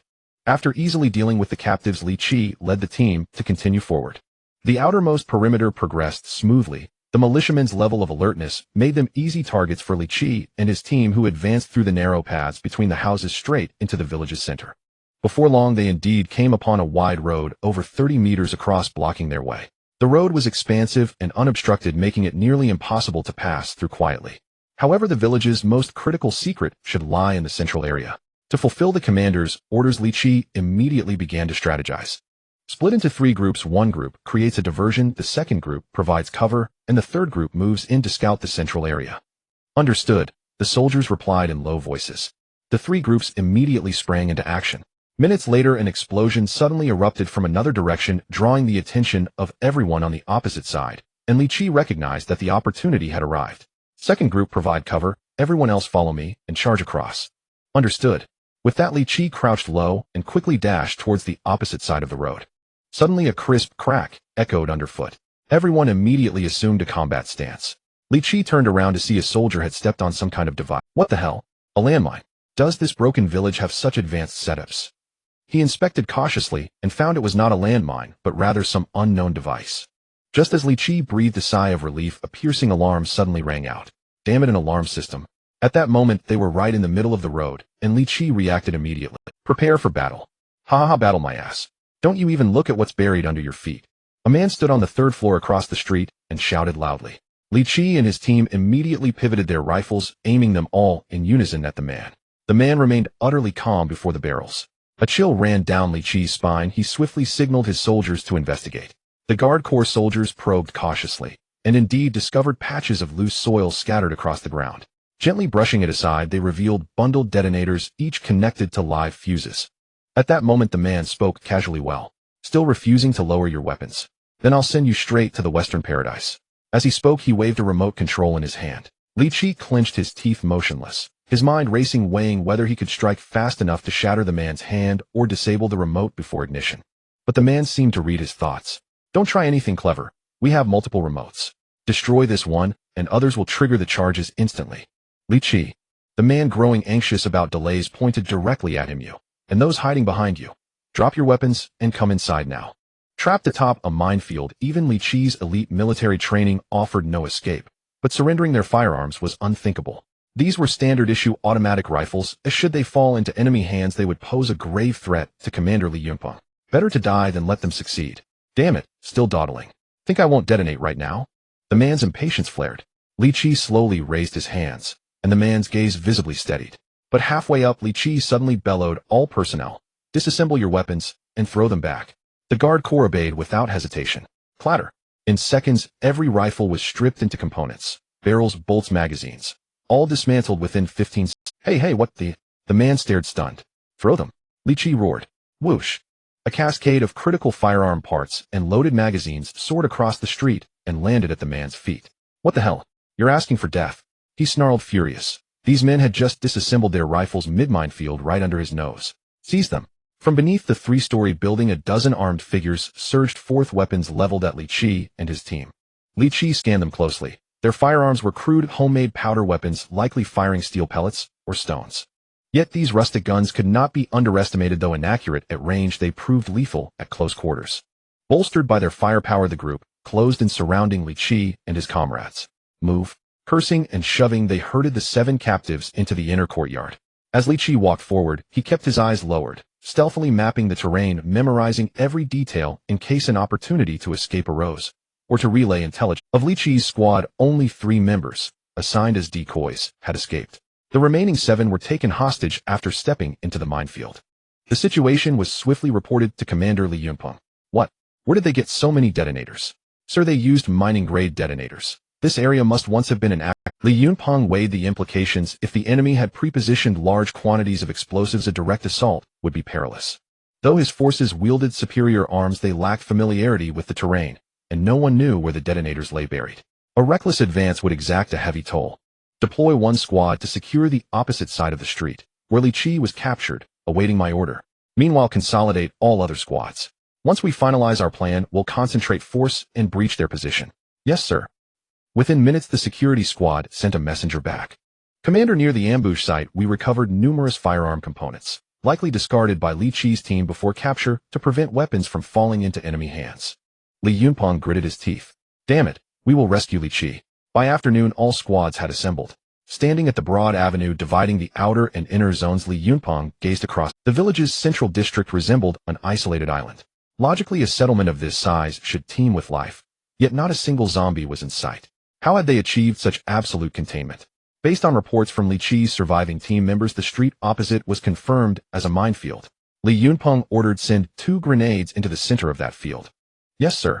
2 soldiers instantly pulled their grenade pins and hurled them toward the designated coordinates. Boom, boom, boom, boom. A single detonation ignited a chain reaction, deeper, fiercer explosions erupting in rapid succession, hurling thick plumes of dust high into the air, blanketing the entire zone. Success, Li Yunpeng murmured, impressed. Grenades had cleared the path, neutralizing the minefield threat entirely. After the blast, chaos rippled across the enemy side. Seizing the moment, Li Yunpeng ordered sharpshooters to eliminate several exposed foes, restoring silence at last. Li Yunpeng glanced skyward. The sun hung low, its golden light fading into twilight. If speed held, victory might yet be claimed before dusk settled. Listen well. Grenades first, then storm in. Now go. Yes, sir. Across the street, Guard Corps marksmen had already established fire positions, delivering suppressive barrages the instant any enemy dared race. Within moments, one squad breached the street and seized advantageous cover on the far side, shielding comrades advancing behind them. Li Yunpeng led the remainder across, regrouping behind a fortified barricade. No sooner had he secured his footing than a volley of homemade incendiary bottles arced overhead. Their sheer number ignited a searing inferno across a small sector. 2 Guard Corps soldiers suffered severe burns. Li Yunpeng cursed under his breath, yanked a grenade from his belt, and hurled it toward the courtyard once the bottles had flown. His men followed suit. Within seconds, a dozen grenades streaked through the air. Boom, boom, boom, boom. Ay. Explosions tore through the courtyard, mingling with shrieks of agony. Brothers, watch for detonators. Advance and annihilate them. Yes, sir. Operating in fire teams, the Guard Corps advanced along building foundations. Any enemy who dared peer over cover met swift fatal headshots. Li Yunpeng assessed the battlefield. Victory was inevitable. Only time remained before the final reckoning with these thugs. He checked his watch. 7:15 p.m. The sun's last sliver bled crimson along the horizon. Hurry, these men know the terrain. Darkness favors them, not us. Yes, sir. But before the order could spread, suddenly a thunderous roar split the twilight. Roar! Li Yunpeng recognized that guttural cry instantly. Damn it, zombies. Everyone, regroup here now. Li Yunpeng shouted aloud. In such a labyrinthine maze of alleys, encountering a horde of zombies would spell true catastrophe. Firearms would be rendered nearly useless by the terrain. Every shadowed corner could unleash a zombie surging into the ranks. Upon hearing the monstrous roar, the Guard Corps soldiers immediately halted their advance and withdrew in disciplined formation. After all, safeguarding the commander's life weighed far more than eliminating enemies. Soon zombies emerged from all directions. Rat-a-tat-tat. Soldiers stationed at key intersections poured relentless fire into the advancing horde. Once Li Yunpeng judged the troops sufficiently assembled, he barked, "Fall back. Evacuate the village." Yes, sir. The Guard Corps split into staggered units, laying down suppressive fire while shielding the commander's phased retreat. As he withdrew, Li Yunpeng puzzled inwardly. Where did these zombies come from? They'd combed the village for hours, yet not a single zombie had appeared. Then the moment they launched their assault on the central zone, a swarm erupted from within the village walls. This was no coincidence. Could they possibly control the zombies? Impossible. Behind them, the fierce gunfire gradually thinned. Li Yunpeng and his squad had just cleared the village perimeter when a sudden wave of blood-curdling screams erupted from within, followed instantly by the zombies receding like a tide. This rapid chain of events left Li Yunpeng utterly bewildered. What in the world? They arrive without warning and vanish just as abruptly. Is someone truly commanding? No need to doubt. It is exactly as you suspect. They can control the zombies. A woman's voice cut through the air from behind Li Yunpeng. He'd been wholly focused ahead, unaware anyone had approached unseen. The Guard Corps instantly pivoted their rifles toward the newcomers. Halt! Who are you? Li Yunpeng turned and saw roughly 20 women standing before him. Their leader wore form-fitting leather armor, her athletic frame accentuated by a thick braid and an oval face streaked with camo paint. Yet beneath it her features were striking, especially her eyes deep-set, piercing, and fiercely intelligent. Most arresting of all was the large recurved bow slung across her back. Its limbs and strings suggested extraordinary draw weight. The others mostly carried compound bows. Anyone versed in archery knew compound bows demanded less technical mastery, yet delivered precision and ease of use. Recurve bows, by contrast, required years of disciplined practice to achieve true accuracy. Li Yunpeng deduced instantly this leather-clad woman was a master archer. Yet in this shattered world, Li Yunpeng cared little for origins. Strangers, especially armed ones, were forbidden to approach. "What do you intend lurking silently behind us?" Li Yunpeng demanded coldly. The woman slowly unslung her recurved bow, set aside her quiver, and raised both hands palms. Li Yunpeng gestured for his men to lower their muzzles, lest a stray round turn a potential ally into a casualty. "Explain yourself." Li Yunpeng gestured for his men to lower their muzzles, lest a stray round turn a potential ally into a casualty. "Explain yourself. Fail to convince me, and leave this place. My name is Foreseeing. I'm a senior member of a women's archery club. The others behind me trained at the same club. When the apocalypse began, we were holding a members' event." Li Yunpeng nodded. In this desolate age, archers were among the most fortunate. Their weapons silent, lethal, and infinitely reusable. Perfect for survival. "How did your conflict with the villagers begin?" As Li Yunpeng spoke, he sensed palpable hatred harden the women's faces. Foreseeing replied, "Huang, who rules this village, a depraved, sadistic tyrant. He abducted one of our sisters. Our sole purpose is to rescue her and execute Huang Hu." Li Yunpeng grasped the broad strokes, but remained deeply skeptical. "Do you know the layout inside?" "Beyond Huang Hu is Lieutenant Ma Fin, commands dozens of thugs. Moreover, nearly 100 innocent civilians remain trapped within. But do you know how they control the zombies?" Li Yunpeng shook his head, though his curiosity burned fiercely. "Please, Miss Hua, enlighten me." To enslave the undead, they seized an entire family, then used the children as leverage, forcing the parents to slit their own arteries and lure zombies into the underground bunker. When enemies appear, they release the horde. Once the threat is repelled, they lure them back, using the same cruel method. What the hell? Li Yunpeng stood frozen, stunned beyond speech. How could humanity descend so utterly into barbarity, so soon after those monsters are unforgivably vile. So, we beg to join your forces. Together let us eradicate Huang Hu's gang. Li Yunpeng studied her, acknowledging their shared enemy, yet acutely aware that common foes do not guarantee mutual trust, or prevent betrayal from behind. Very well. Set up camp nearby. I'll devise a plan. They possess ample dynamite and blasting caps. A reckless assault would cost us dearly. Understood. We stand ready to assist whenever needed. Good. After Foreseeing and her team departed, Li Yunpeng found himself at an impasse. So he dragged a chair into the courtyard, gazed at the setting sun, and emptied his mind. Beneath a blood-streaked sunset, Li Yunpeng's silhouette stretched long and thin across the ground. A cool evening breeze stirred. Gurgle. Damn it. Did something I ate give me diarrhea? Li Yunpeng sprinted toward the latrine, conveniently located just outside the encampment. He dashed inside, only to burst back out 2 seconds later, sprinting at breakneck speed. Gasping for breath, he cursed, "Holy hell, that place is toxic." Inside the dry pit, chaos reigned, an indescribable horror scene littered with the mangled remains of 2 dismembered zombies. No choice but to relieve himself in the wild. Crouched deep in the tall grass, Li Yunpeng emptied his bowels, still trembling, slightly haunted by what he'd. That sight was utterly terrifying. Then, suddenly, Li Yunpeng, clutching a classified document, felt inspiration strike. My, that scene. If strategically relocated into the village itself, what might unfold? Li Yunpeng's eyes gleamed brighter with every passing thought. You wretched scoundrels, you refuse to emerge. Very well. I shall transform the very ground you stand upon into a human latrine. No sooner had the idea struck than he acted. Li Yunpeng pulled up his trousers and sprinted back. Assemble, immediately, all of you. The guard corps converged swiftly. Foreseeing, hearing the commotion from afar, climbed to a vantage point and watched. There Li Yunpeng gathered the soldiers before him, gesturing animatedly as he outlined his strategy. Sisters, we're likely about to move. Ready yourselves for immediate coordination. Yes, ma'am. Li Yunpeng laid out his plan in full detail. The squad leaders' faces darkened with grim disbelief. Yet regardless of the order's nature, they would obey it without hesitation. Understood. Understood. Then move out. The guard corps split into 2 detachments, one set to construct makeshift trebuchets, the other to collect ammunition from the village latrines. They labored deep into the night before operations finally wound down. Foreseeing and her team lay concealed in the tall grass for hours, waiting motionless, until their lower backs ached, knees stiffened, and buttocks grew icy cold. See, Captain, perhaps we should go ask. At this rate, I swear I'll start my period right here in the grass. Foreseeing paused silent. The ground was still chill beneath the night air. Fine, I'll go inquire. You wait here. Li Yunpeng, having just completed all preparations, looked up in mild confusion as Foreseeing approached, so late at night. Captain Hua, may I ask what brings you here? Commander Li, we've waited several hours. When does the operation commence? Li Yunpeng blinked, bewildered. Operation? What operation? Foreseeing stared speechless. You spent hours preparing, and now you ask what operation? Li Yunpeng snapped his fingers. That? Not until dawn tomorrow. Though, this particular operation may not suit your unit. Foreseeing's brow furrowed slightly. Commander Li, no woman is lesser than any man. Kindly refrain from gender bias. Li Yunpeng sighed inwardly when challenged so directly, what choice remained. Very well.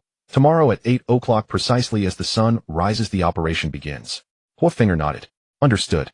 My team will eat well and rest fully, ready to strike with full force. She turned and departed without another word. Li Yunpeng raised a hand, half tempted to warn her not to eat beforehand, then hesitated. Would that remark itself betray prejudice? He let it be. If she claimed readiness, she must possess formidable skill. Why fret needlessly? All units, establish rotating sentry posts and rest in shifts. Yes, sir. The night passed uneventfully. At dawn, mist still clung low to the earth as Li Yunpeng rose to survey the village. To his surprise, Foreseeing had risen just as early, her unit already assembled nearby. Commander Li, why must we wait until 8 o'clock? Li Yunpeng replied, because only then does the ammunition reach peak potency. Foreseeing's mind reeled. What kind of ammunition? Potency tied to the hour. Is he mad, or am I? Seeing he offered no further explanation, she asked no more. Instead, she waited quietly, rewaxing bowstrings, inspecting each component, and performing light calisthenics. An 80-pound warbow demanded utmost caution. A single misstep could maim its wielder. Such draw weight was extraordinary, even among elite archers. To date, Foreseeing had yet to encounter a second woman capable of drawing an 80-pound long. The hour neared 8. Sunlight burned away the mist, heat rippled across the fields. Li Yunpeng's heart lifted. Everyone stand ready. Yes, sir. The guard corps took position, shedding camouflage. Foreseeing stood dumbfounded. What is that? A trebuchet? Are you recreating the Stone Age? She glanced at the projectiles atop the machines, buckets, pots, cauldrons, all tightly sealed. Is this Plants vs. Zombies? See, Commander Li, are you certain this isn't a jest? Li Yunpeng blinked. A jest? This is genuine biochemical weaponry. Go see for yourself. Granted permission, Foreseeing led her team forward, deeply skeptical. They lifted the lids from the containers. Silence fell, absolute and sudden. Emerald vapors coiled upward from within the buckets. Strange, writhing organisms drifted lazily beneath the surface. Ugh. Ugh, ugh. Wah. Foreseeing and her comrades vomited everything they'd eaten that morning, adding fresh fuel to the biochemical assault. 20-odd figures fled like human fountains, retching as they ran, expelling even bile. Li Yunpeng pinched his nose and murmured, there's an old saying, curiosity killed the pig. Hey, all units, fire. In that instant, Foreseeing grasped Li Yunpeng's cryptic insistence. The bombs truly required mid-morning heat to unleash their full, devastating, for temperature amplified their stench exponentially. One by one, grotesque projectiles arced over the road, landing squarely in the village's center. Within moments, furious shouts erupted. What the hell? Is someone shitting on my roof? Jesus Christ, I'm gonna die. What is this crap, eh? Did it just land on my head? Soon the village square drowned in curses and retching. Chaos reigned. The weakest among them bolted outward, vomiting bile, utterly incapacitated, only to be captured effortlessly by the guard corps. Foreseeing wiped tears from her eyes, stunned into silence. The method was undignified, but undeniably effective. No casualties, no bloodshed, just enemies fleeing their own stronghold. Li Yunpeng, truly a genius. Someone whispered in awe. Yet calm proved fleeting, as more fled. Ma Fun and his lieutenants opened fire, killing 2 deserters outright, to reassert control. Run again, and I'll put a bullet in you. Dead or alive, you stay here. Under mortal threat, even endurance hardened. What's there to fear? How much excrement can one village latrine hold? They'll soon exhaust their supply. Though few believed him, none dared flee. And indeed, just as Ma Fun predicted, the latrine reserves dwindled rapidly. Li Yunpeng gazed at the silent village, then at his empty ammunition stores, speechless. Suddenly a loudspeaker blared from ahead. Li Yunpeng. You think this crude trick will flush us out? Go on, try again. Ugh. After a pause, Ma Fun's voice returned, mocking, think it's foolproof? Let me endure 2 days, sun-dried, odorless, even usable as firewood. Tell me, doesn't that infuriate you? Haha, UGH. Li Yunpeng stared mute. Li Yunpeng thought for a moment, and said, leave a small team to ambush nearby to prevent the enemy from escaping, the rest follow me back to the base. Foreseeing hesitated, unsure of how to proceed, as she wasn't very familiar with Li Yunpeng, and felt it inappropriate to ask too much. Li Yunpeng noticed her difficulty and understanding his base had a need for more personnel proactively said, "Would you like to come back to the base with me?" As soon as he said this, the 10 or so women behind 𝓃 became tense. Li Yunpeng was puzzled. What's wrong? Our base is a legitimate base. 𝓃. Ahem. Director Li misunderstood if some of the sisters had escaped from the Huang-Hu gathering site, where fear had taken deep root. Oh, I see, I understand. You can stay here then. 𝓃. Director Li, please give us a chance to join your settlement. Li Yunpeng was quite surprised. Oh, aren't you afraid I would be like Huang-Hu? 𝓃 shook her head. Director Li, given your armed forces in this apocalypse, there's nothing you cannot obtain, but you don't seem to have any intention of coercion, so I bet you are a good person. Li Yunpeng's mind raced with thoughts. Was he really just given a good person card? Alright, if you want to come follow me. I'm quite democratic and never force anyone. 𝓃 nodded to herself, deeply believing Li Yunpeng's words. Little did she know that years later, if someone heard this, it would be understood entirely differently. Li Yunpeng's reason for going back was to replenish biochemical ammunition.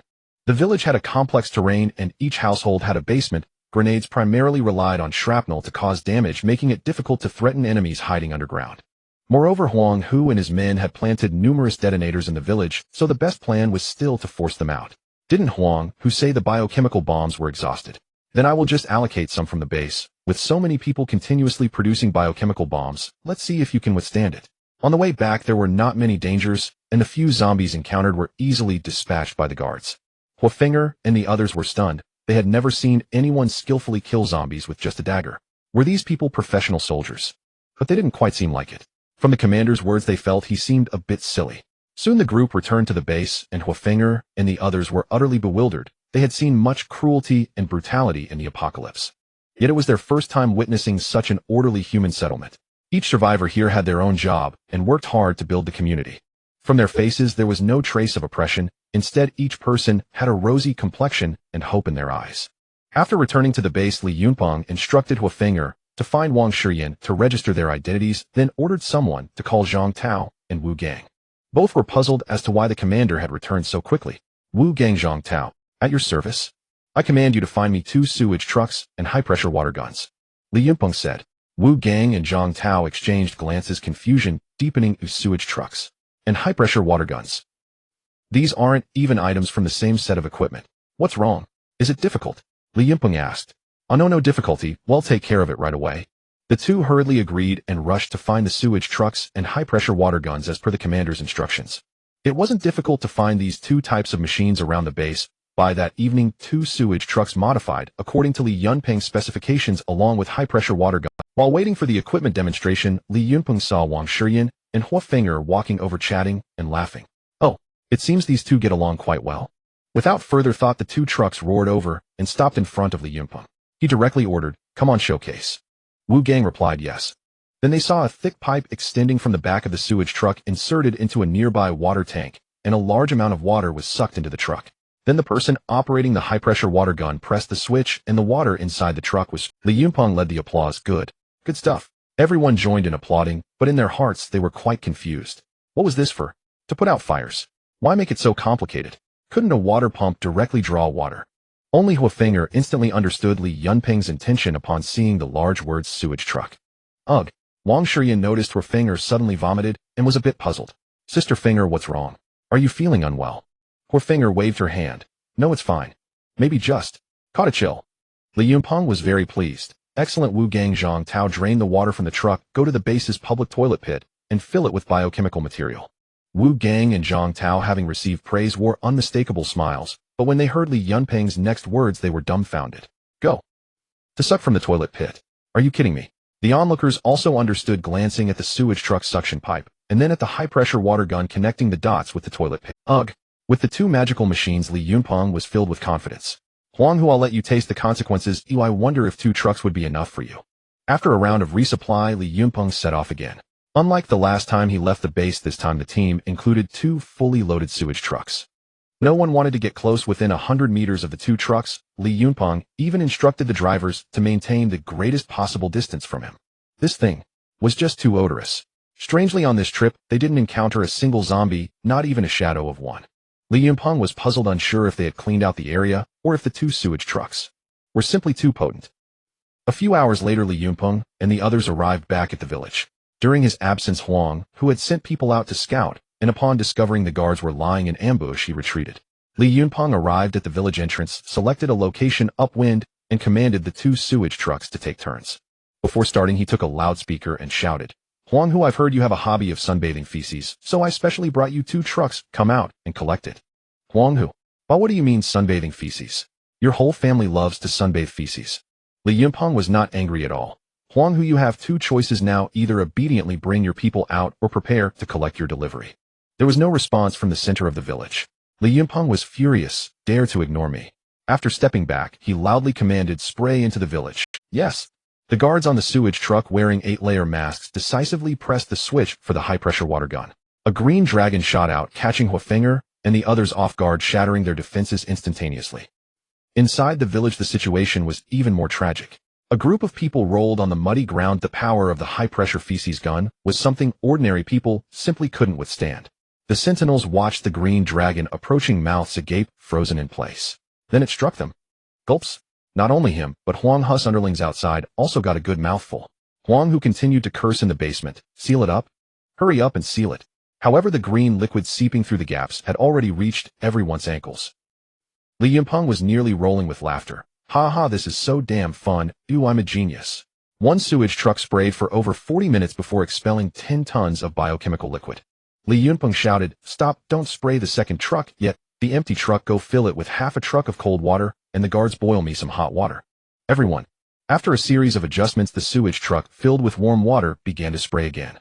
When the biochemical material meets warm water, not only was the penetration effect better, but its power also increased by several magnitudes. Huang Hu and Ma Fen, along with others, had long given up, struggling half dead as they leaned against the wall. They exchanged glances, intending to laugh, but none had the heart for it, as they were all in the same plight. "Tiger, brother Tiger. What should we do?" "Ugh. Let's retreat. It's no use. I feel like if we stay any longer, we'll die." "What about the detonators? How do we explain it to Brother Long?" "Forget about that. It's better than dying." "Damn it. Li Yunpeng is such a poison." Li Yunpeng didn't even use the second sewage truck, as in the village, not even the dogs were barking anymore. Cough, cough. "Can anyone tell me? This thing shouldn't be lethal, right?" "Li Qi is still inside." The others were speechless. Now they remember Li Qi. Just a moment ago, they were the ones calling out the loudest. As for whether this thing would be deadly or not, no one had researched it, so there was no way to provide a definitive answer. After waiting for half an hour, there was still no sign of movement in the village. Li Yunpeng thought for a moment. Now was an excellent time for an attack. But damn. Forget it, everyone put on 5 layers of masks. Move. Yes. Some soldiers even put on gas masks. Huafeng'er watched him charge forward with his soldiers, silently, giving him a thumbs up in her heart. A true man, even if stepping on filth, must advance. Huafeng'er watched him charge forward with his soldiers, silently, giving him a thumbs up in her heart. A true man, even if stepping on filth, must advance. Li Yunpeng felt the soft and warm sensation beneath his feet. Although he could not smell anything due to the gas mask, a wave of nausea still washed over him. Use grenades to clear a safe path. Yes. Boom, boom, boom. Without demoning equipment, Li Yunpeng could only choose to walk and blow up everything in his path. Finally, the guard army crossed the complex minefield and entered the center of the village. What met their eyes were bodies lying in disarray. Li Yunpeng ordered people to check on them. They were all merely unconscious. Fortunately, no one had actually died. The guard soldiers tied them all up and continued searching. In a 3-story building at the center, they found Li Qi and several unconscious guard soldiers. Li Yunpeng checked them and, relieved that there was no danger to their lives, let out a big sigh. He then arranged for the soldiers to search for Huang Hu, Ma Fen, and the others. However, after turning the village upside down, they still could not find these individuals. It wasn't until a soldier discovered a tunnel leading to the outside in a warehouse containing numerous detonators that Li Yunpeng realized these guys had escaped. Li Yunpeng looked down on the detonators and ordered the soldiers to toss them all into the basement, where the zombies were kept, planning to detonate them on their way out and earn some points. There were still dozens of survivors, most of whom had fainted due to the chaos. Soon after, Huafeng'er returned with a dozen sisters, throwing up all the way. Li Yunpeng was speechless. Why bother? Ugh. Li Commander Li, have you seen our sisters? Li Yunpeng replied, both the dead and alive are here. You can look for them yourself. Yes. Ugh. Not long after Li Yunpeng heard several girls crying, he knew that these girls' sisters were most likely in trouble. After cleaning up a bit, Li Yunpeng led everyone out of there. After a tremendous explosion, his points panel surged dramatically, and the remaining zombies were dealt. Li Yunpeng looked at Huafeng'er and the others and asked, I'm going to track Huang. Who are you heading back to the base? Hui, regaining her senses, said furiously, No, I want to go with you. I must personally kill that bastard Huang Hu. Since they wanted to go, Li Yunpeng had no objections. This group of women had a fearless character and seemed to possess the ability to protect themselves. Thus Li Yunpeng woke up several of Huang Hu's minions. After applying a bit of pressure, they revealed Huang Hu's whereabouts. Li Yunpeng's supplies were nearly full, so he led the few minions in front heading towards Huang Hu's hideout, a granary. After winding through 10 kilometers, they reported the target after climbing over a hill. Li Yunpeng crouched on the hill and looked down. In the flat area, there were dozens of massive granaries surrounded by iron railings with underground passages inside. With plenty of space and sparse population, there was no worry for food and drink, an ideal natural refuge for defense and attack. Figures moved within the granary, surprisingly, a lot of people, most carrying hunting rifles, others with homemade rifles they had acquired from who knows where. Li Yunpeng thought to himself, no wonder they could hold this place. Huang Hu's true strength wasn't weak at all. But compared to him, their equipment was still insufficient. The soldiers of the guard army split into 3 directions surrounding the area to prevent Huang Hu and his men. With a gunshot from Li Yunpeng as the signal for attack, the soldiers launched their assault, immediately throwing the people in the granary into chaos. Those lucky enough not to be hit by bullets frantically ran towards the underground passage. The outside forces were quickly cleared, and Li Yunpeng joined the guard soldiers to block the entrance of the underground passage. Once the soldiers were on guard, Li Yunpeng organized a small team for a test attack. Just after entering a short distance, several dark objects were thrown out from inside. The guard soldiers instinctively dodged, and Li Bai knocked Li Yunpeng down to the ground. Boom, boom. 2 sudden explosions startled Li Yunpeng. After the explosions, he got up and saw that no soldiers were injured. He reported to the commander, The enemy still has detonators. Damn it, what's so great about having detonators? I still have grenades. Use them to retaliate and blow these bastards out of their hole. The soldiers immediately obeyed the orders, forming groups of 3 to pull the pins from the grenades and throw them into the hole. Boom, boom, boom. Up. After a series of explosion, screams came from the hole. Li Yunpeng waved his hand, commanding the soldiers to advance again. Unexpectedly, 2 detonators were thrown out from inside the hole. Fortunately, the soldiers dodged quickly and managed to retreat before the explosions, avoiding casualties. Li Yunpeng approached and shouted into the hole, "You bastards, if you have the guts, come out and fight. Hiding in a hole is no skill." It was quiet for a moment before Moflin's voice came out. "Li Yunpeng didn't expect you to survive. If you have the guts, come in. I have plenty of detonators and even a blast door. You won't be able to use your dirty tricks again." Li Yunpeng was furious, muttering, "Damn you for hiding. Li Bai, go get some straw lighted at the entrance. I want to smoke these bastards out." "Yes." Li Bai responded with a puzzled expression. This tactic seemed a bit underhanded, but it suited him. Upon hearing that they were going to get straw, Hui ordered her team to gather flammable materials. Before long, the entrance was piled with branches, straw, leaves, and other flammable items. Li Yunpeng took out a lighter, lit a cigarette for himself, then grabbed a handful of leaves to ignite. The flames quickly spread, thick smoke billowing. Hui managed to find some cardboard from somewhere and distributed it to her teammates, vigorously fanning the flames. Before long, violent coughing sounds came from inside the hole. Li Yunpeng was delighted. It seemed the game of burning out the turtles was indeed enjoyable. He ordered the soldiers to throw on more firewood to increase the heat on Huang. Cough, cough. "Li Yunpeng, do you think this little trick can force us out?" Cough, cough. "Don't dream. Ha ha. Cough." Then came the sound of an iron door slamming shut, and there was no more sound. Li Yunpeng listened for a while. The hole was completely silent. He ordered the soldiers to extinguish the fire and sent 2 people in carefully to investigate. Shortly after, 2 soldiers returned. "Report, Commander, the inside is sealed by a large door." As expected, Li Yunpeng walked into the hole under the soldiers' protection, looking at the large iron door made of steel plates, which seemed to be about 20 centimeters thick. It was commonly seen in emergency shelters and would meet standards. Even dozens of grenades tied together couldn't blast it open. Damn it. Li Yunpeng felt anxious, like a lion biting a turtle, and had no way to proceed. If it were an emergency shelter, there would definitely be more than one exit. Catching these people wouldn't be easy. After thinking it over, he found no good methods, while Hui was also furious. The other team members haphazardly suggested some unreliable ideas, all of which were rejected by Li Yunpeng. As night was about to fall, Li Yunpeng could only set up camp at the entrance, hoping that tomorrow they could come up with new methods to deal with Huang Hu. The soldiers all carried sleeping bags in their backpacks. The guard soldiers were arranged to take turns resting, while others rested on the spot. Hui and her companions had nothing to keep warm, so Li Yunpeng let them use the sleeping bags of the duty soldiers. The underground passage was very quiet, with no sound at all, leaving them wondering what these people were up to. In the middle of the night, Li Yunpeng was suddenly awakened by gunfire. He quickly got up, and the soldiers also stood guard. "What's going on? Did Huang Hu come out?" Li Yunpeng asked. Soon after, a soldier ran over to report that there were unidentified creatures appearing outside, moving extremely fast, and they couldn't see clearly what they were. Li Yunpeng was puzzled. If they weren't Huang's people, what could they be? Had they encountered ghosts? Surrounded by soldiers, Li Yunpeng stepped out of the cave suddenly. Li Yunpeng was puzzled. If they weren't Huang's people, what could they be? Had they encountered ghosts? Surrounded by soldiers, Li Yunpeng stepped out of the cave suddenly. The soldiers instantly formed a circle, keeping watch outward. Li Yunpeng shouted into the dark night. What kind of ghostly thing are you? Come out. However, there was no response. After a while, everyone heard rustling sounds coming from afar. Li Yunpeng shone his flashlight, instantly causing everyone to lose their minds in fear. Before him lay a sea of zombies. Li Yunpeng's heart sank. Damn it, how did they sneak up on us at this hour? Let's move. Return to the base. The situation was strange, and Li Yunpeng ordered everyone to fight while retreating.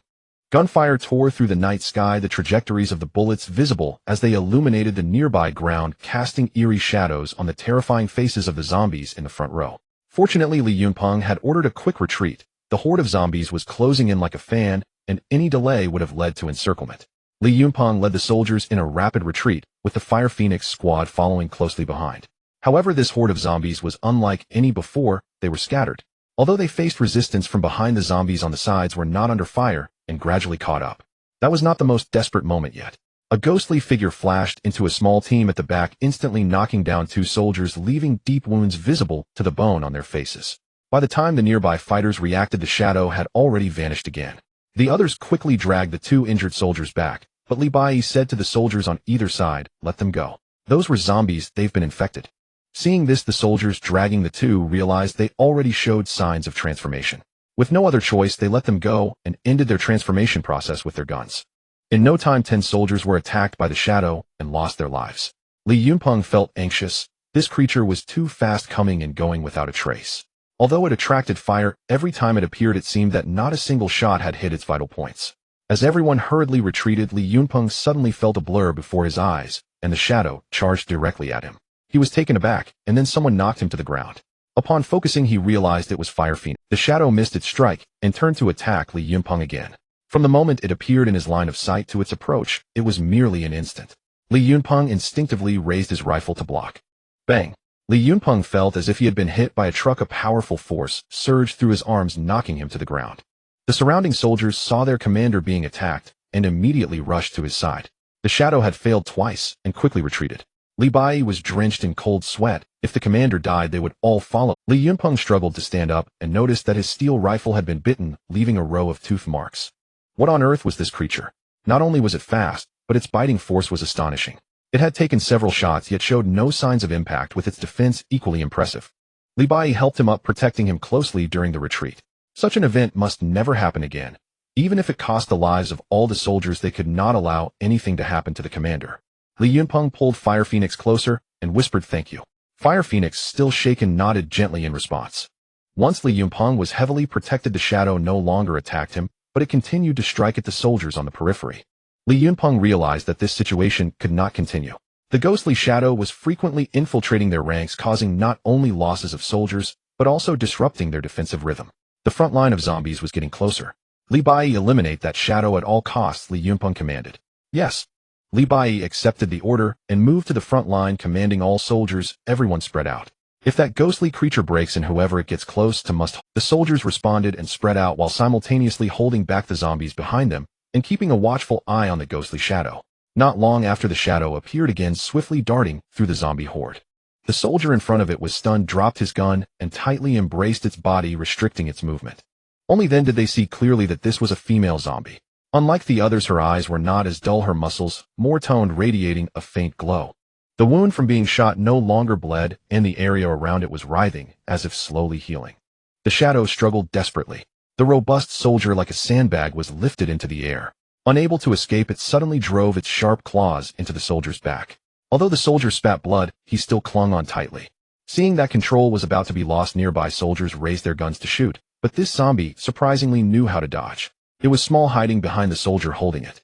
As the soldier felt he was about to lose control, he freed one hand and instantly pulled the pin on a grenade. Boom! A violent explosion erupted, sending shockwaves that knocked all surrounding soldiers to the ground. After the flames subsided, the explosion area was left scorched, with both soldiers and zombies blown to bits. The head of a zombie rolled to Li Yunpeng's feet, still gnashing its teeth despite only having its head left. Li Yunpeng raised his rifle and fired several shots at its head until it was utterly obliterated. Finally, the ghostly creature was dealt with. Its vitality was truly tenacious, as his points panel surged by 1 points. He was astonished. This creature was indeed valuable. After eliminating this ghostly zombie, the horde became different. The zombies on either side, previously flanking, began to converge chaotically towards the center, losing their previous order. Could it be? Was this the zombie leader? Li Yunpeng wondered. After a month of the apocalypse, the evolution of countless zombies could only be explained this way. With no more multidirectional encirclement, the pressure on the soldiers was significantly reduced. They only needed to deal with zombies from one direction, and their advance was slowed by firepower. After the zombie leader's death, casualties from battle became fewer. Unlike the base defense, the ammunition carried on this expedition was limited. Li Yunpeng could only order the soldiers to conserve bullets. If they ran out before reaching the base, most of them would not survive. At this moment, the roles of Fire Phoenix and the others came into play. The sound of arrows piercing the air was constant, and this group of female soldiers had quite good aim. Especially Fire Phoenix, with her 80-pound bow, never missed. Almost every arrow could penetrate a zombie's skull, and with a bit of luck, she even achieved double kills. Even at night, hitting zombies in the head from a distance of 20 to 30 meters was no small feat. Li Yunpeng had lost more than half of his squad before finally spotting the faint light of the base.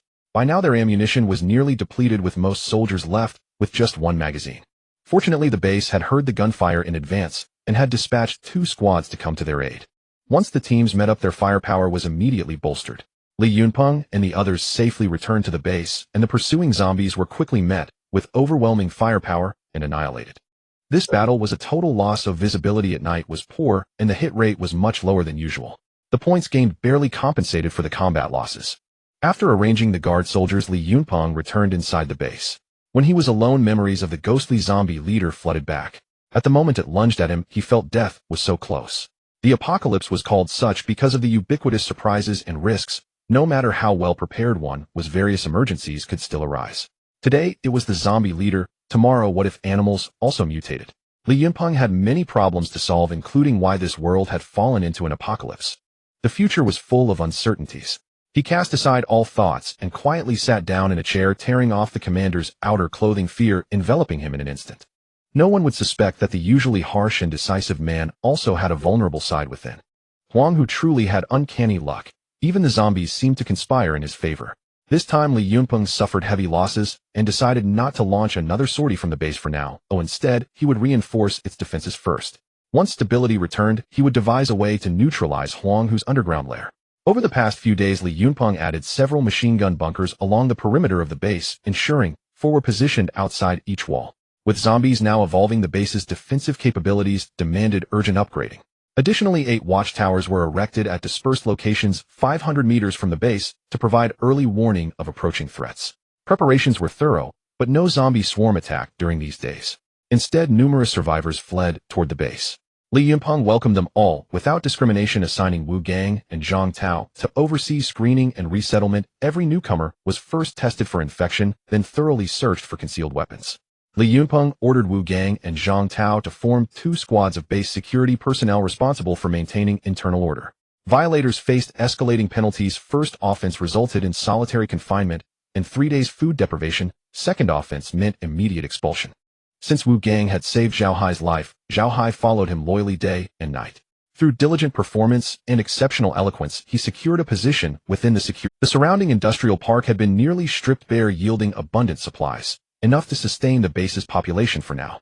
Individual rations were suspended, as every credit needed to be allocated toward base construction. The supply-gathering teams sustained minor casualties, initially causing widespread demoralization. After the first fatality, many refused to venture out again. Yet those who abstained from work received only a single bowl of thin gruel per day. Hunger ultimately compelled them to risk their lives once more. Even the soldiers assigned to escort supply teams suffered occasional losses. Within complex urban environments, a zombie could leap unexpectedly from any shadowed corner. Seeing the population approach 1,500, Li Yunpeng felt gratified.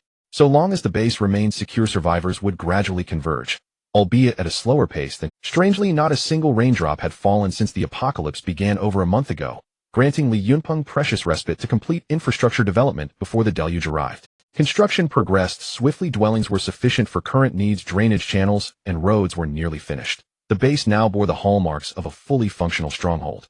Huafeng spent several days at the base, frequently visiting Wang Shiyan to chat. Female camaraderie proved far more spirited and scandalous than appearances suggested. Wang Shiyan often blushed deeply, while Huafeng repeatedly tried, and failed, to recruit her into the Phoenix Squad. As days passed, Huafeng grew restless amid the base's tranquility and formally requested Li Yunpeng's permission to lead a team on external zombie hunts, establishing an independent field camp. Li Yunpeng made no effort to detain her. After all, she had saved his life. He advised her to set up camp near the base, balancing autonomy with the safety of swift retreat in emergencies. Huafeng was no fool. She dismissed the idea of carving out an unreliable outpost deep in remote mountains. Instead, she established her base at a construction site just 2 kilometers from Li Yunpeng's compound. Since returning to the base, Li Yunpeng devoted every spare moment beyond reviewing subordinates' reports to physical conditioning. His current physique barely met baseline human standards. His daily regimen was grueling. Wang Shiyan instructed the cooks to meticulously balance his meals. Each day offered distinct, nutritionally optimized fare rich in both protein and vegetables prepared to gourmet excellence. In a world where most survived on steamed buns and pickled vegetables, such luxury bordered on decadence. Yet even those subsisting on buns and pickles considered themselves fortunate. Outside the walls, famine had descended into unspeakable horror. Children traded as food, men slain, over half a bun, bloodshed erupting at the mere sight of sustenance. One day Wang Shiyan delivered lunch as usual. After eating, Li Yunpeng felt searing pain flare within his stomach. His heart lurched. Had he been poisoned? Who would dare assassinate me? His face paled green with terror, until a calm mechanical voice resonated in his mind. Commander, you have been poisoned. Would you like to expend 10,000 credits to purge the toxin? Hearing the system's voice, Li Yunpeng exhaled in profound relief. 10,000 credits. He would gladly spend every last credit, his entire balance of 500,000, if it meant preserving his life. Compared to survival, wealth was utterly meaningless. Yes, immediately eliminate the toxin from my body. As the credits were deducted, the burning agony vanished, and his body restored itself to perfect equilibrium. Setting down his chopsticks, Li Yunpeng fell into deep contemplation. Who poisoned me? Wang Shiyan. Unlikely. She has no motive. The cook. He owes me protection. He would not betray the one who sheltered him. After exhausting every possibility, he summoned his guards and ordered them to discreetly convene all squad leaders for an emergency meeting, while simultaneously reinforcing inner-city sentries, forbidding any unauthorized approach, and instructing immediate detention of anyone exhibiting suspicious behavior. The guards acted instantly. 2 squads of military sentinels cordoned off the inner city, while squad leaders arrived separately and unobtrusively. Inside the base, Li Yunpeng briefed them for a full hour before they departed silently. That very afternoon, multiple squads urgently expanded their supply search radius, launching intensive missions to locate antidotes and departing the base en masse. By day's end, only a single outer wall patrol remained stationed outside, and a dozen guards stood watch at Li Yunpeng's inner city gate. Never before had the base's garrison been so critically depleted. Li Yunpeng further decreed that inner-city sentries consume only individual rations for the next few days, while outer-city troops continued receiving standard meals prepared by legit. Clad in tactical gear, pistol holstered at his hip, Li Yunpeng sat motionless within the base, determined to unmask whatever specter or serpent dared threaten his command. A full day passed with no incident. Life continued undisturbed. Li Yunpeng slept fully clothed, waking to serene quiet. Puzzled, he wondered had the poison entered the ingredients before cooking, overlooked by the chef. He dispatched soldiers to discreetly monitor every member of logistics. Their report confirmed Wang Shiyan worked normally. The cooks showed no irregularity, all others performed duties with disciplined precision. Something was profoundly wrong. I'd vanished from public view for a full day. If someone had poisoned me, they'd assume I'd already succumbed. And sending search teams for antidotes lent credibility to the crisis. This was the optimal moment to strike. Delaying further would allow the teams to return. Even if I died, their rebellion would collapse without momentum. Li Yunpeng did not wait long. That very night, a crimson beam erupted skyward from within the base, a signal flare likely improvised from fireworks. Recognizing the sign, Li Yunpeng knew the conspirator had moved. He chambered a round, readying his sidearm, while the supply teams, though outwardly deployed, remained hidden nearby, poised to counterattack at the first gunshot. He waited cold-eyed and, still reflecting inwardly, had excessive leniency cultivated an image of weakness, inviting treachery from opportunists. Mid-contemplation, a guard burst, and all sentries atop the walls have collapsed, poisoned. So it begins. Li Yunpeng rose and strode toward the main gate. Li Yunpeng stood at the inner city gate, peering out through the crack, noticing the chaos among the people in the base. Wu Gang and Zhang Tao were trying to maintain order, just preparing to go up to the city wall to check on the fainted soldiers. At that moment 100 or so strangers surged in through the main gate, and as Li Yunpeng looked out, he recognized all of them as old acquaintances. Huang, who walked in the middle accompanied by Ma Fun and a group of his underlings. A thin middle-aged man with a center part and narrow black-framed glasses was nodding and bowing while Li Yunpeng found him somewhat familiar, feeling as though he had seen him somewhere before. As he struggled to recall who this person was, Wu Gang suddenly pointed at him, his eyes wide with anger, shouting, "Zhao Hai, who are these people you brought? Have you checked them? Just bringing them into the base." Zhao Hai, hearing Wu Gang's words, retracted his fawning smile and said solemnly, "Wu Ge, do you know who this person is? This is the infamous brother, Hu from Wuzhou. You saved me once, and I've remembered it. That Li Yunpeng has been oppressing the common people, and we can no longer endure it. Fortunately, I've already poisoned him. From now on, brother, Hu will take over the base, and we brothers will rise together with resources and women at your disposal." Upon hearing this, Wu Gang realized that this bastard had betrayed them, and the newcomers were probably brought in by him. He spat. "When did the commander ever oppress the common people? You actually did such an ungrateful thing." Zhao Hai growled, "Ungrateful? When you ruthlessly drove us out and nearly starved us, did you ever mention forcing me to carry corpses? Did you ever mention gratitude? Making me risk my life to gather supplies? Did you ever mention gratitude?" Wu Gang replied, "Wasn't it all to help you adapt to the apocalypse faster? And bah, stop pretending to be the big shot. You just wanted us to risk our lives to support you," Zhao Hai retorted. "Some people act like everyone owes them something. If anyone treats them a bit unfairly, they will harbor resentment." Wu Gang lamented, "I only regret not being able to serve the commander properly, raising a white-eyed wolf like you." Zhao Hai's expression changed, instantly cursing, "Get lost. I called you Wu Gu out of respect, but you're just a dog under Li Yunpeng. If I stick with you, I'll never have a bright future. Brother who is righteous, once he takes the base, Wang Shiyan, will be mine, haha. You're worse than a beast. He'll fight you." With that, Wu Gang lunged at Zhao Hai. Zhao Hai, seeing him charge, was so scared, he hid behind Huang, who, his bravado evaporating in the face of danger. Huang, who remained still as a burly man, stepped out from behind him. It was Zheng Liang, who had previously captured Li Yunpeng. He grabbed Wu Gang by the collar and threw him to the ground. Wu Gang was tall, but lacked combat experience. In just a few exchanges, he was beaten to the ground by Zheng Liang. Zhang Tao, witnessing this, quickly ran towards the inner city to check on the commander's condition.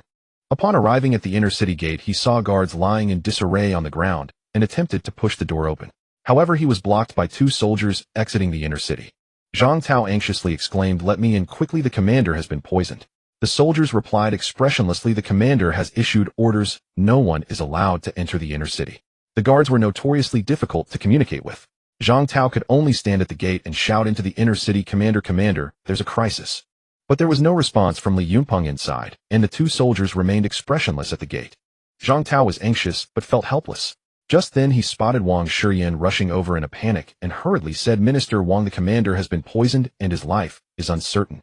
Wang Shiyan, upon hearing this, looked equally anxious. She had just stepped out to see a group of strangers barging in, and the soldiers on the outer wall were nowhere to be found. She intended to inform Li Yunpeng, but upon arriving at the gate, she was told that the commander was poisoned. What on earth happened? Wang Shiyan stamped her foot in distress. Zhang Tao explained, "A man named Zhao Hai from the base colluded with outsiders to get in and poison the commander." Wang Shiyan's heart sank sharply as she urgently said, "What are we waiting for? Hurry up and go in to check." Zhang Tao replied, "I want to go in too, but the soldiers won't let us." "Then think of a way to get in. We must go in no matter what," Wang Shiyan urged, stamping her foot in anxiety. Zhang Tao gritted his teeth and said to the soldiers, "Brothers, I apologize, but the situation outside is critical. You don't know what's happening inside, and I urgently need to report to the commander." With that, he forced his way inside. The guards didn't care who he was upon seeing him break, and they raised their rifle, but to strike. The nearby soldiers had already pulled the triggers ready to shoot. Zhang Tao was startled and quickly raised his hands to stop them, but he saw that the soldiers did not halt their movements, and the air felt frozen at that moment. Just as he closed his eyes in despair, a light voice from Li Yunpeng floated over, "Stop, let them in." Yes. This voice was like heavenly music to Zhang Tao. The soldiers immediately lowered their weapons, and Wang Shiyan felt relieved upon hearing Li Yunpeng's voice. Zhang Tao slowly opened his eyes. Was everything all right? All right, was it the commander speaking just now? The soldiers stepped aside to create a passage, and Wang Shiyan pulled the trembling Zhang Tao inside. Both felt puzzled. The commander sounded fine, so why was he indifferent to the situation outside? As they entered, they found Li Yunpeng pressing against the crack behind the door, peering outside, ignoring the 2 who had walked in. Wang Shiyan was at a loss for words. After waiting for a while, and seeing he had no intention of acknowledging them, she softly called, "Commander." Li Yunpeng did not turn around, answering absently. Wang Shiyan glanced at Zhang Tao, signaling him to speak. Zhang Tao leaned closer and whispered to him, Commander, there's a big problem outside. I know. Li Yunpeng still did not turn around. Wang Shiyan and Zhang Tao stood there in confusion. What was going on? Li Yunpeng remained silent, and they did not dare to ask further. He focused intently on Huang Hu and his group, who were brandishing knives, guns, and sticks, gathering people around them with an air of authority. Someone unknown brought a chair and placed it opposite the crowd. Huang Hu casually sat down, crossing his legs, lighting a cigarette, and tapping his foot restlessly. He took a deep drag on his cigarette and loudly declared, Li Yunpeng, having committed many injustices, has already been taken care of by me. The guards in the city have rebelled. From now on, I am the master of this outpost. Anyone who obeys will be treated as a brother, and those who dare to resist will end up like Wu Gang. While the people were indignant, they dared not resist being unarmed. Huang Hu continued, next I announced several policies. First, all resources will be concentrated for reasonable distribution. Second, men and women will be separated, and the women will be sent inside for special protection. With that, Huang Hu's underlings burst into laughter, well aware of what he meant by special protection. Seeing their behavior, the people understood that concentrating resources was for Huang Hu's own enjoyment, and sending the women inside would likely mean they would not return whole. Wang Shiyan and the others were anxious. Summoning her courage, she grabbed Li Yunpeng and said, Commander, what should we do? There are many weapons and munitions outside. If the wrong people seize them, it will be dangerous. Li Yunpeng turned and saw the anxious expression on her pretty face and soothed her, don't worry. I'm watching. Wait a little longer. I will see who is a man and who. By then, Huang Hu had finished his speech and sat in his chair, slanting his gaze at the crowd. Zhang Liang strode forward and shouted, those willing to eat and revel with us, stand to the left, everyone else stand to the right. His henchmen forced the people to choose with hunting rifles in hand. Under Huang Hu's pressure, some began to shuffle slowly to the left, while most huddled together on the right. Although Zhao Hai claimed to have poisoned the commander, they instinctively did not believe him. Those on the right, seeing others yield, spat and muttered, traitors. Have they forgotten how they arrived starving, saved by the base, and now they turn on us? Despite the abuse, many steeled themselves and moved to the left. After a long while, when no more people crossed from the right, Huang Hu rose and roughly counted. There were 70 or 80 willing to join him. This was entirely unexpected. It seemed a brazen grab worked faster. Normally, gathering so many followers would take considerable effort. Huang Hu felt a swell of pride. This base was far better than his den. Double defenses, ample supplies, women with fair supple skin, nothing like the sallow, gaunt ones he had dragged back from his raids. You there, the one at the front, take us to the warehouse, Huang Hu said, pointing to the first man who had defected. The man bobbed and scraped in agreement. This was a chance to earn favor, and he was about to lead Huang Hu toward the storeroom. A gunshot rang out. The shot cracked through the night. Huang Hu's gang dropped to the ground in an instant. After a quick look and seeing nothing, they scrambled up in embarrassed anger. Who the hell fired that shot? Are you trying to die? Those on the right covered their mouths, wanting to laugh at their cowardice, but daring not to. Ma Fan, furious, lashed out with a wooden club at the men ahead, cursing, you dare laugh. Your Li Yunpeng is dead, yet you still act arrogant. He'll make you cry so hard you won't even. At that moment, a cold, hard voice rang out. Who said I was dead? Li Yunpeng emerged from the inner city, flanked by a dozen fully armed soldiers, rifles trained on Huang Hu and his men. Don't move. One twitch and we'll shoot you dead, the soldiers bellowed. Ma Fan was terrified and turned to Zhao Hai. Didn't you say he was dead? What is going on? Huang Hu and the others were dumbfounded. With a dozen assault rifles leveled at them, their shabby hunting rifles were no better than sticks of firewood. Zhao Hai was drenched in sweat, his center-parted hair plastered to his forehead. Trembling, he stammered, I saw the food carried in with my own eyes. The poison kills with a single bite, and the base's soldiers were all sent out to fetch medicine. How could this be? Huang Hu glared at Ma Fan and snarled, you worthless fool. My brother trusted you, and you've damned us. It turned out that a few days earlier, after Li Yunpeng had left the granary, Ma Fan had sent men to follow and investigate. A scout posed as a refugee to infiltrate the base and encountered his acquaintance Zhao Hai. After some collusion, they devised a plan to seize the base. Zhao Hai received the poison from Ma Fan. Their plan was to first poison Li Yunpeng, then use knockout drugs on the soldiers. Confronted with the numerous guards, Zhao Hai had doubts, but unexpectedly, after Li Yunpeng was poisoned, he sent most of the soldiers out to search for medicine. This was a providential opportunity. With no time for further reconnaissance, they knocked out the base soldiers and hastily signaled Huang Hu and the ambushers positioned at a distance to attack. But who could have known it was all a plot? Zhao Hai fell into despair. His only slender hope now rested with Huang Hu. What could Huang Hu do? He cast a furtive glance toward the gate only tens of meters away and motioned to those behind him. Seeing his signal, Zhang Liang slipped behind the crowd, silently produced several blasting caps, lit them, and hurled them forward. The moment he acted, Huang Hu tore through the men behind him and ran. The guards, spotting the disturbance, decisively pulled their triggers. Gunfire and explosions erupted in succession. Only then did the others react and turn to flee, but legs could not outrun bullets. When the guns fired, many men fell to the ground. Li Yunpeng had been tackled to the earth by the guards the moment the blasting caps were thrown, but their force was limited. They only raised a cloud of dust in the open ground, without sending shrapnel flying. After them, don't let a single one escape. The soldiers surged like a torrent and gave chase to Huang Hu and his men. Li Yunpeng had intended to wait a while longer to act. The guards who had been signaled from outside had not yet arrived. Unexpectedly, Huang Hu proved a desperate man. At the first hint of peril, he fled without hesitation. Li Yunpeng followed outside the base. Along the way lay many corpses, Huang Hu's men. Zhao Hai lay on the ground, howling, his left leg struck. Li Yunpeng stepped up, drew his pistol, and asked, "Why did you betray me?" Zhao Hai, sobbing, begged, "Commander, I was foolish. Please spare me, give me a way out." Li Yunpeng snorted coldly and fired another shot into his right leg. Ignoring Zhao Hai's agonized screams, he ordered the base people to lock him up. After dealing with Huang Hu, he would return to sort out this man. The earlier defectors, seeing the commander unharmed, squatted obediently and awaited their fate. They had not fled, for in the apocalypse, so long as one did not die, the base was better than the outside. After bursting from the base, Huang Hu felt a furtive joy. He had escaped. But his relief was short-lived. A squad was already charging toward him ahead. Alarmed, he turned and ran another way. The guards outside, seeing the enemy change direction and now 200 meters away, opened fire without hesitation. Caught in a crossfire from front and rear, Huang Hu's men fell like harvested wheat. The timid lay flat on the ground, motionless. Racing for his life, Huang Hu suddenly felt a chill in his abdomen. His strength drained away, as if air had leaked from a balloon. He looked down to see his belly stained crimson. His legs gave out, and he collapsed. Zheng Liang happened to run up beside him. Huang Hu reached out to Zheng Liang, but Zheng Liang did not even glance at him. He stepped over and continued running forward. Cursing, knowing his fate was sealed, he summoned his last strength and shouted to Zheng Liang, "If you live to see my brother, tell him what happened here." Whether Zheng Liang heard him or not, he could not tell. The other's silhouette gradually faded from his sight. The battle swiftly drew to a close. All but Zheng Liang had either surrendered or been slain while fleeing. At the very onset of the gunfire, Huafeng heard the shots and immediately led her Huafeng squad toward the base. By the time they arrived, the fighting had already ended. Soldiers were now carrying corpses and laying them out in rows, among which she recognized several familiar faces, Huang Hu's men. She strode quickly toward Li Yunpeng and asked urgently, "Are you unharmed?" Then she scanned his entire body with anxious eyes. Li Yunpeng, surprised, replied, "What brings you here?" Huafeng paused, startled, then said, I heard the gunfire and came to see what was happening." Li Yunpeng drawled slowly, "Oh, did you truly not come to save me?" Huafeng flushed faintly and retorted, "Who would bother saving you? With so many men at your side, there's no need for me to step in. Where is Huang Hu?" She hastily changed the subject. Just then, soldiers carried the barely conscious Huang Hu forward and dropped him onto the ground with a heavy thud. "There he is," Huang Hu, Li Yunpeng remarked.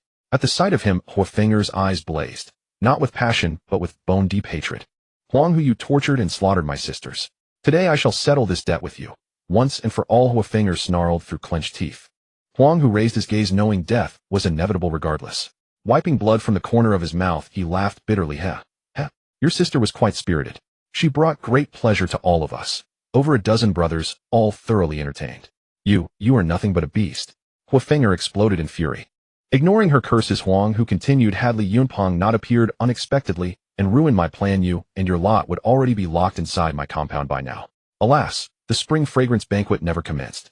Huafeng trembled with rage, her face darkening as if rain clouds gathered within her expression. Suddenly she lunged forward in a bow stance, closed the distance in an instant, and drove her full weight into a brutal kick to Huang Hu's abdomen. A sickening thud echoed as he soared 2 feet into the air. Cough, cough. Huang Hu spat blood that stained his chin and chest crimson. He strained to speak, yet no sound emerged. Huafeng advanced again, raised her foot high, then slammed it down with savage force upon Huang Hu's groin. A piercing, gut-wrenching scream tore from his throat. Li Yunpeng instinctively tightened his legs. Damn. This woman is utterly ruthless. Even a man reduced to a lifeless husk like Huang Hu writhed violently on the ground, proof of the excruciating agony. Though Li Yunpeng considered himself hardened by the trials of this new world beside Huafeng, he realized his own resolve still fell short. Indeed, the cruelest heart often beats beneath a woman's breast. He stepped forward, cocked his pistol, and handed it to Huafeng with a silent gesture, offering her the mercy of a swift end. She turned, accepted the weapon, pressed its barrel to Huang Hu's temple, and hesitated, finger hovering over the trigger. Lying on the ground, Huang Hu shrieked, "Kill me. Kill me now." Huafeng refused his plea, instead grinding her heel repeatedly into his groin. Huang, who thrashed like a worm on hot coals, his soul itself seeming to shudder, until at last unbearable torment plunged him into unconsciousness. 𝓃 kicked him twice more, then sighed in quiet disappointment when he failed to stir. Only then did she pull the trigger, obliterating Huang, whose face in a single shot. The tyrant who once ruled the countryside like a wild dog was now nothing more than carrion. She spat contemptuously onto his corpse before turning to return the pistol to Li Yunpeng. He accepted it numbly, mentally placing 𝓃 atop his list of beings never to provoke. This woman is terrifying. Thank you for letting me exact my vengeance. 𝓃 spoke with quiet sincerity. Li Yunpeng replied, no need for thanks. Anyway, unless there's something else, you should head back. No, I must visit Sister Shi Yan at the base. Li Yunpeng sobered. It's far too late. The journey back won't be safe. As long as it's not a horde of corpses, there's no danger. Li Yunpeng fell silent. Can't she hear I don't want her going?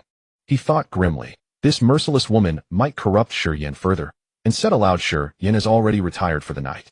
Please visit her another day. 𝓃 gave him a skeptical, disbelieving glance. With gunfire that loud, how could anyone possibly sleep? Without waiting for a reply, she turned and strode toward the base. Hey, wait. Li Yunpeng nearly stepped forward to stop her, but paused, captivated by the swaying grace of her slender, willow-like figure. Let her be. What trouble could two girls possibly cause? Shi Yan may speak little, but her convictions run deep and unwavering. Back at the base, Zhang Tao and Wang Shiyan were compiling lists of traitors who had sided with Huang, who were reclaiming their identity badges and confining them separately in designated rooms. 𝓃 remained glued to Wang Shiyan's side throughout, speaking animatedly, though Wang Shiyan visibly recoiled, evading her attentions. 𝓃 paid no heed, continuing undeterred. Li Yunpeng shook his head in quiet resignation. Could 𝓃 harbor feelings for women? There are dozens of men in the base, yet she fixates solely on Wang Shiyan. He shifted his gaze away, only to find Wu Gang sitting motionless on the ground, covered in dirt and streaked with drying blood, everyone deliberately giving him a. Wu Gang stirred only when Li Yunpeng approached, struggling upright with deep shame. Commander, I have failed you. Explain, Li Yunpeng said, inwardly startled. Wu Gang recounted Zhao Hai's entire history, from recruitment to betrayal.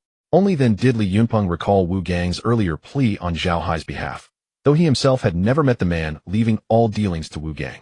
Fortunately, his system had shielded him from catastrophe. Considering Wu Gang's courage under fire, Li Yunpeng chose not to pursue punishment. After all, they were all novices in this apocalyptic world, still clinging to fragile illusions of human decency.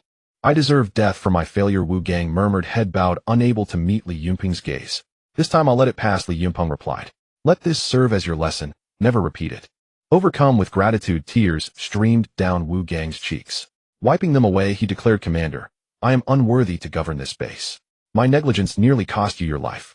Though you show mercy, I cannot absolve myself. Assign me to frontline combat. I beg to redeem my sins through sacrifice.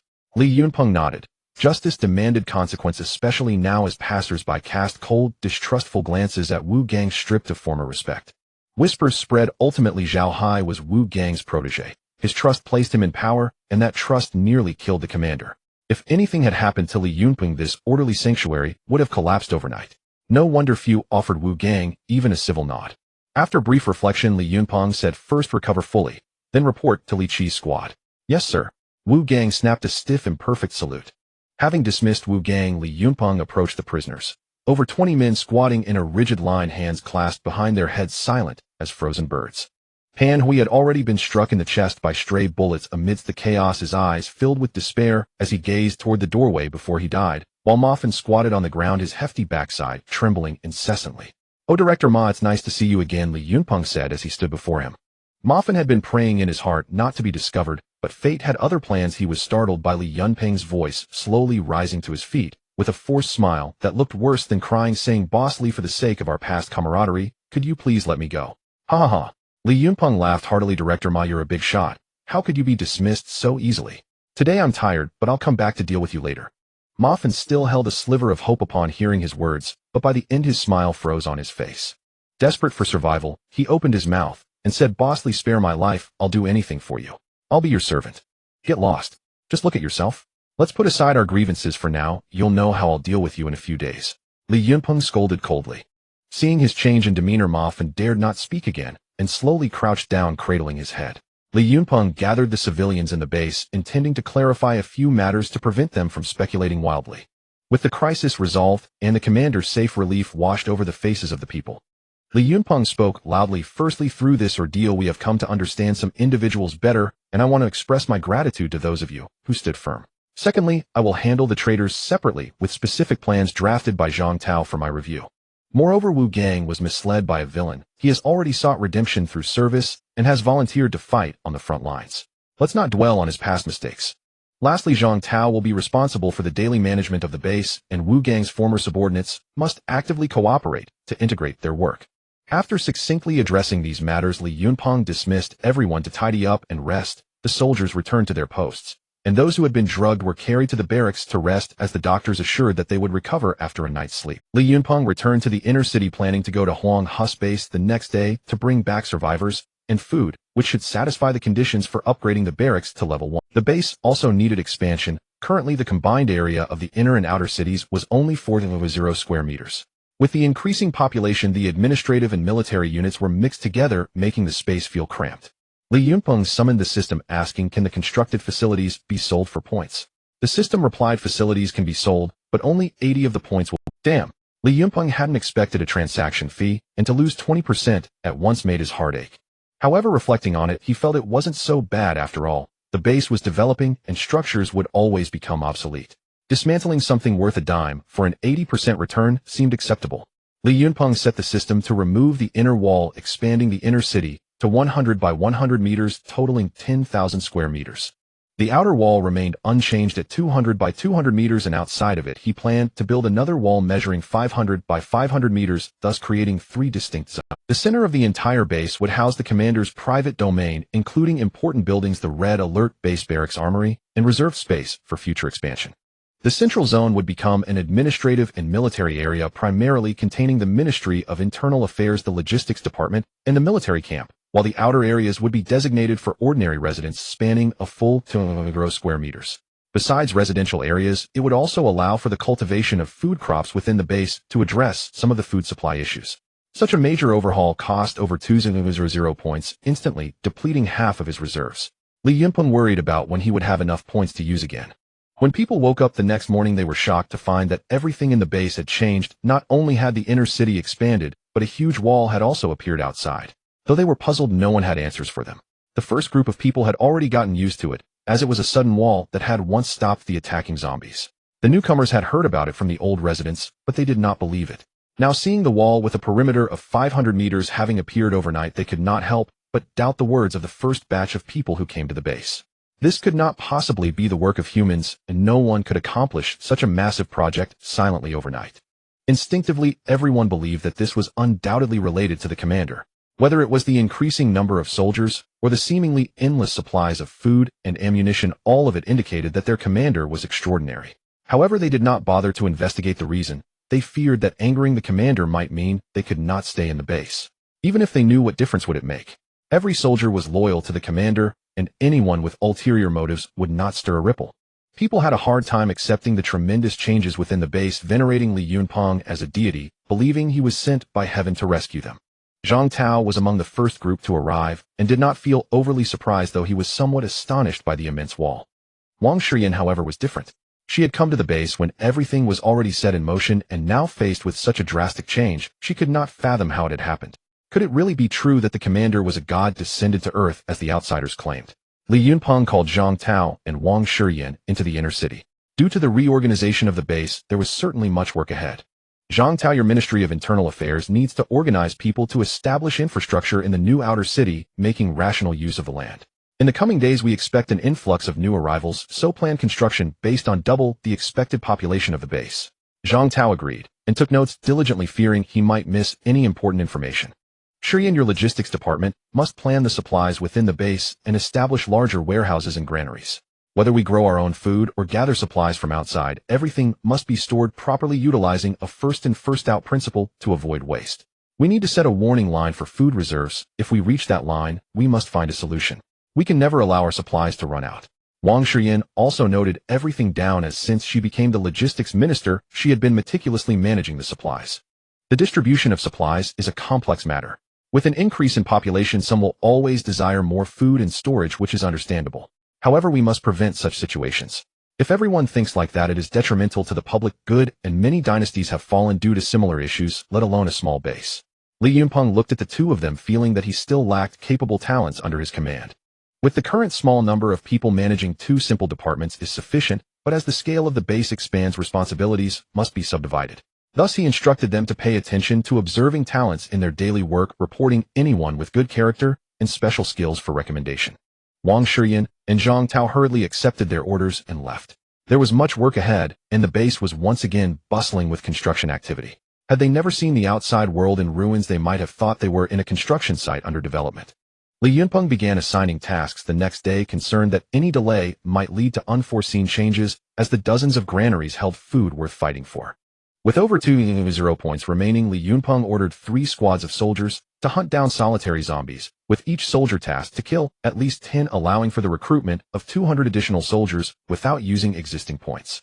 While commanding the remaining soldiers and survivors to prepare vehicles, Li Yunpeng acknowledged the risk of attracting hordes of zombies due to the noise, yet carrying food by hand was not effective. After a scattered search, they managed to find a dozen various types of trucks nearby, with no gas stations around. The diesel gathered from the construction site was just enough to fill each vehicle. Fortunately, the base was not far from the granary, which should suffice. Everything was prepared within a day, and the next morning Li Yunpeng set out towards the granary, with 210 soldiers and 200 young and strong supply search team members. The granary was less than 20 kilometers away, but the road was difficult to traverse. Even by car it took an hour to arrive.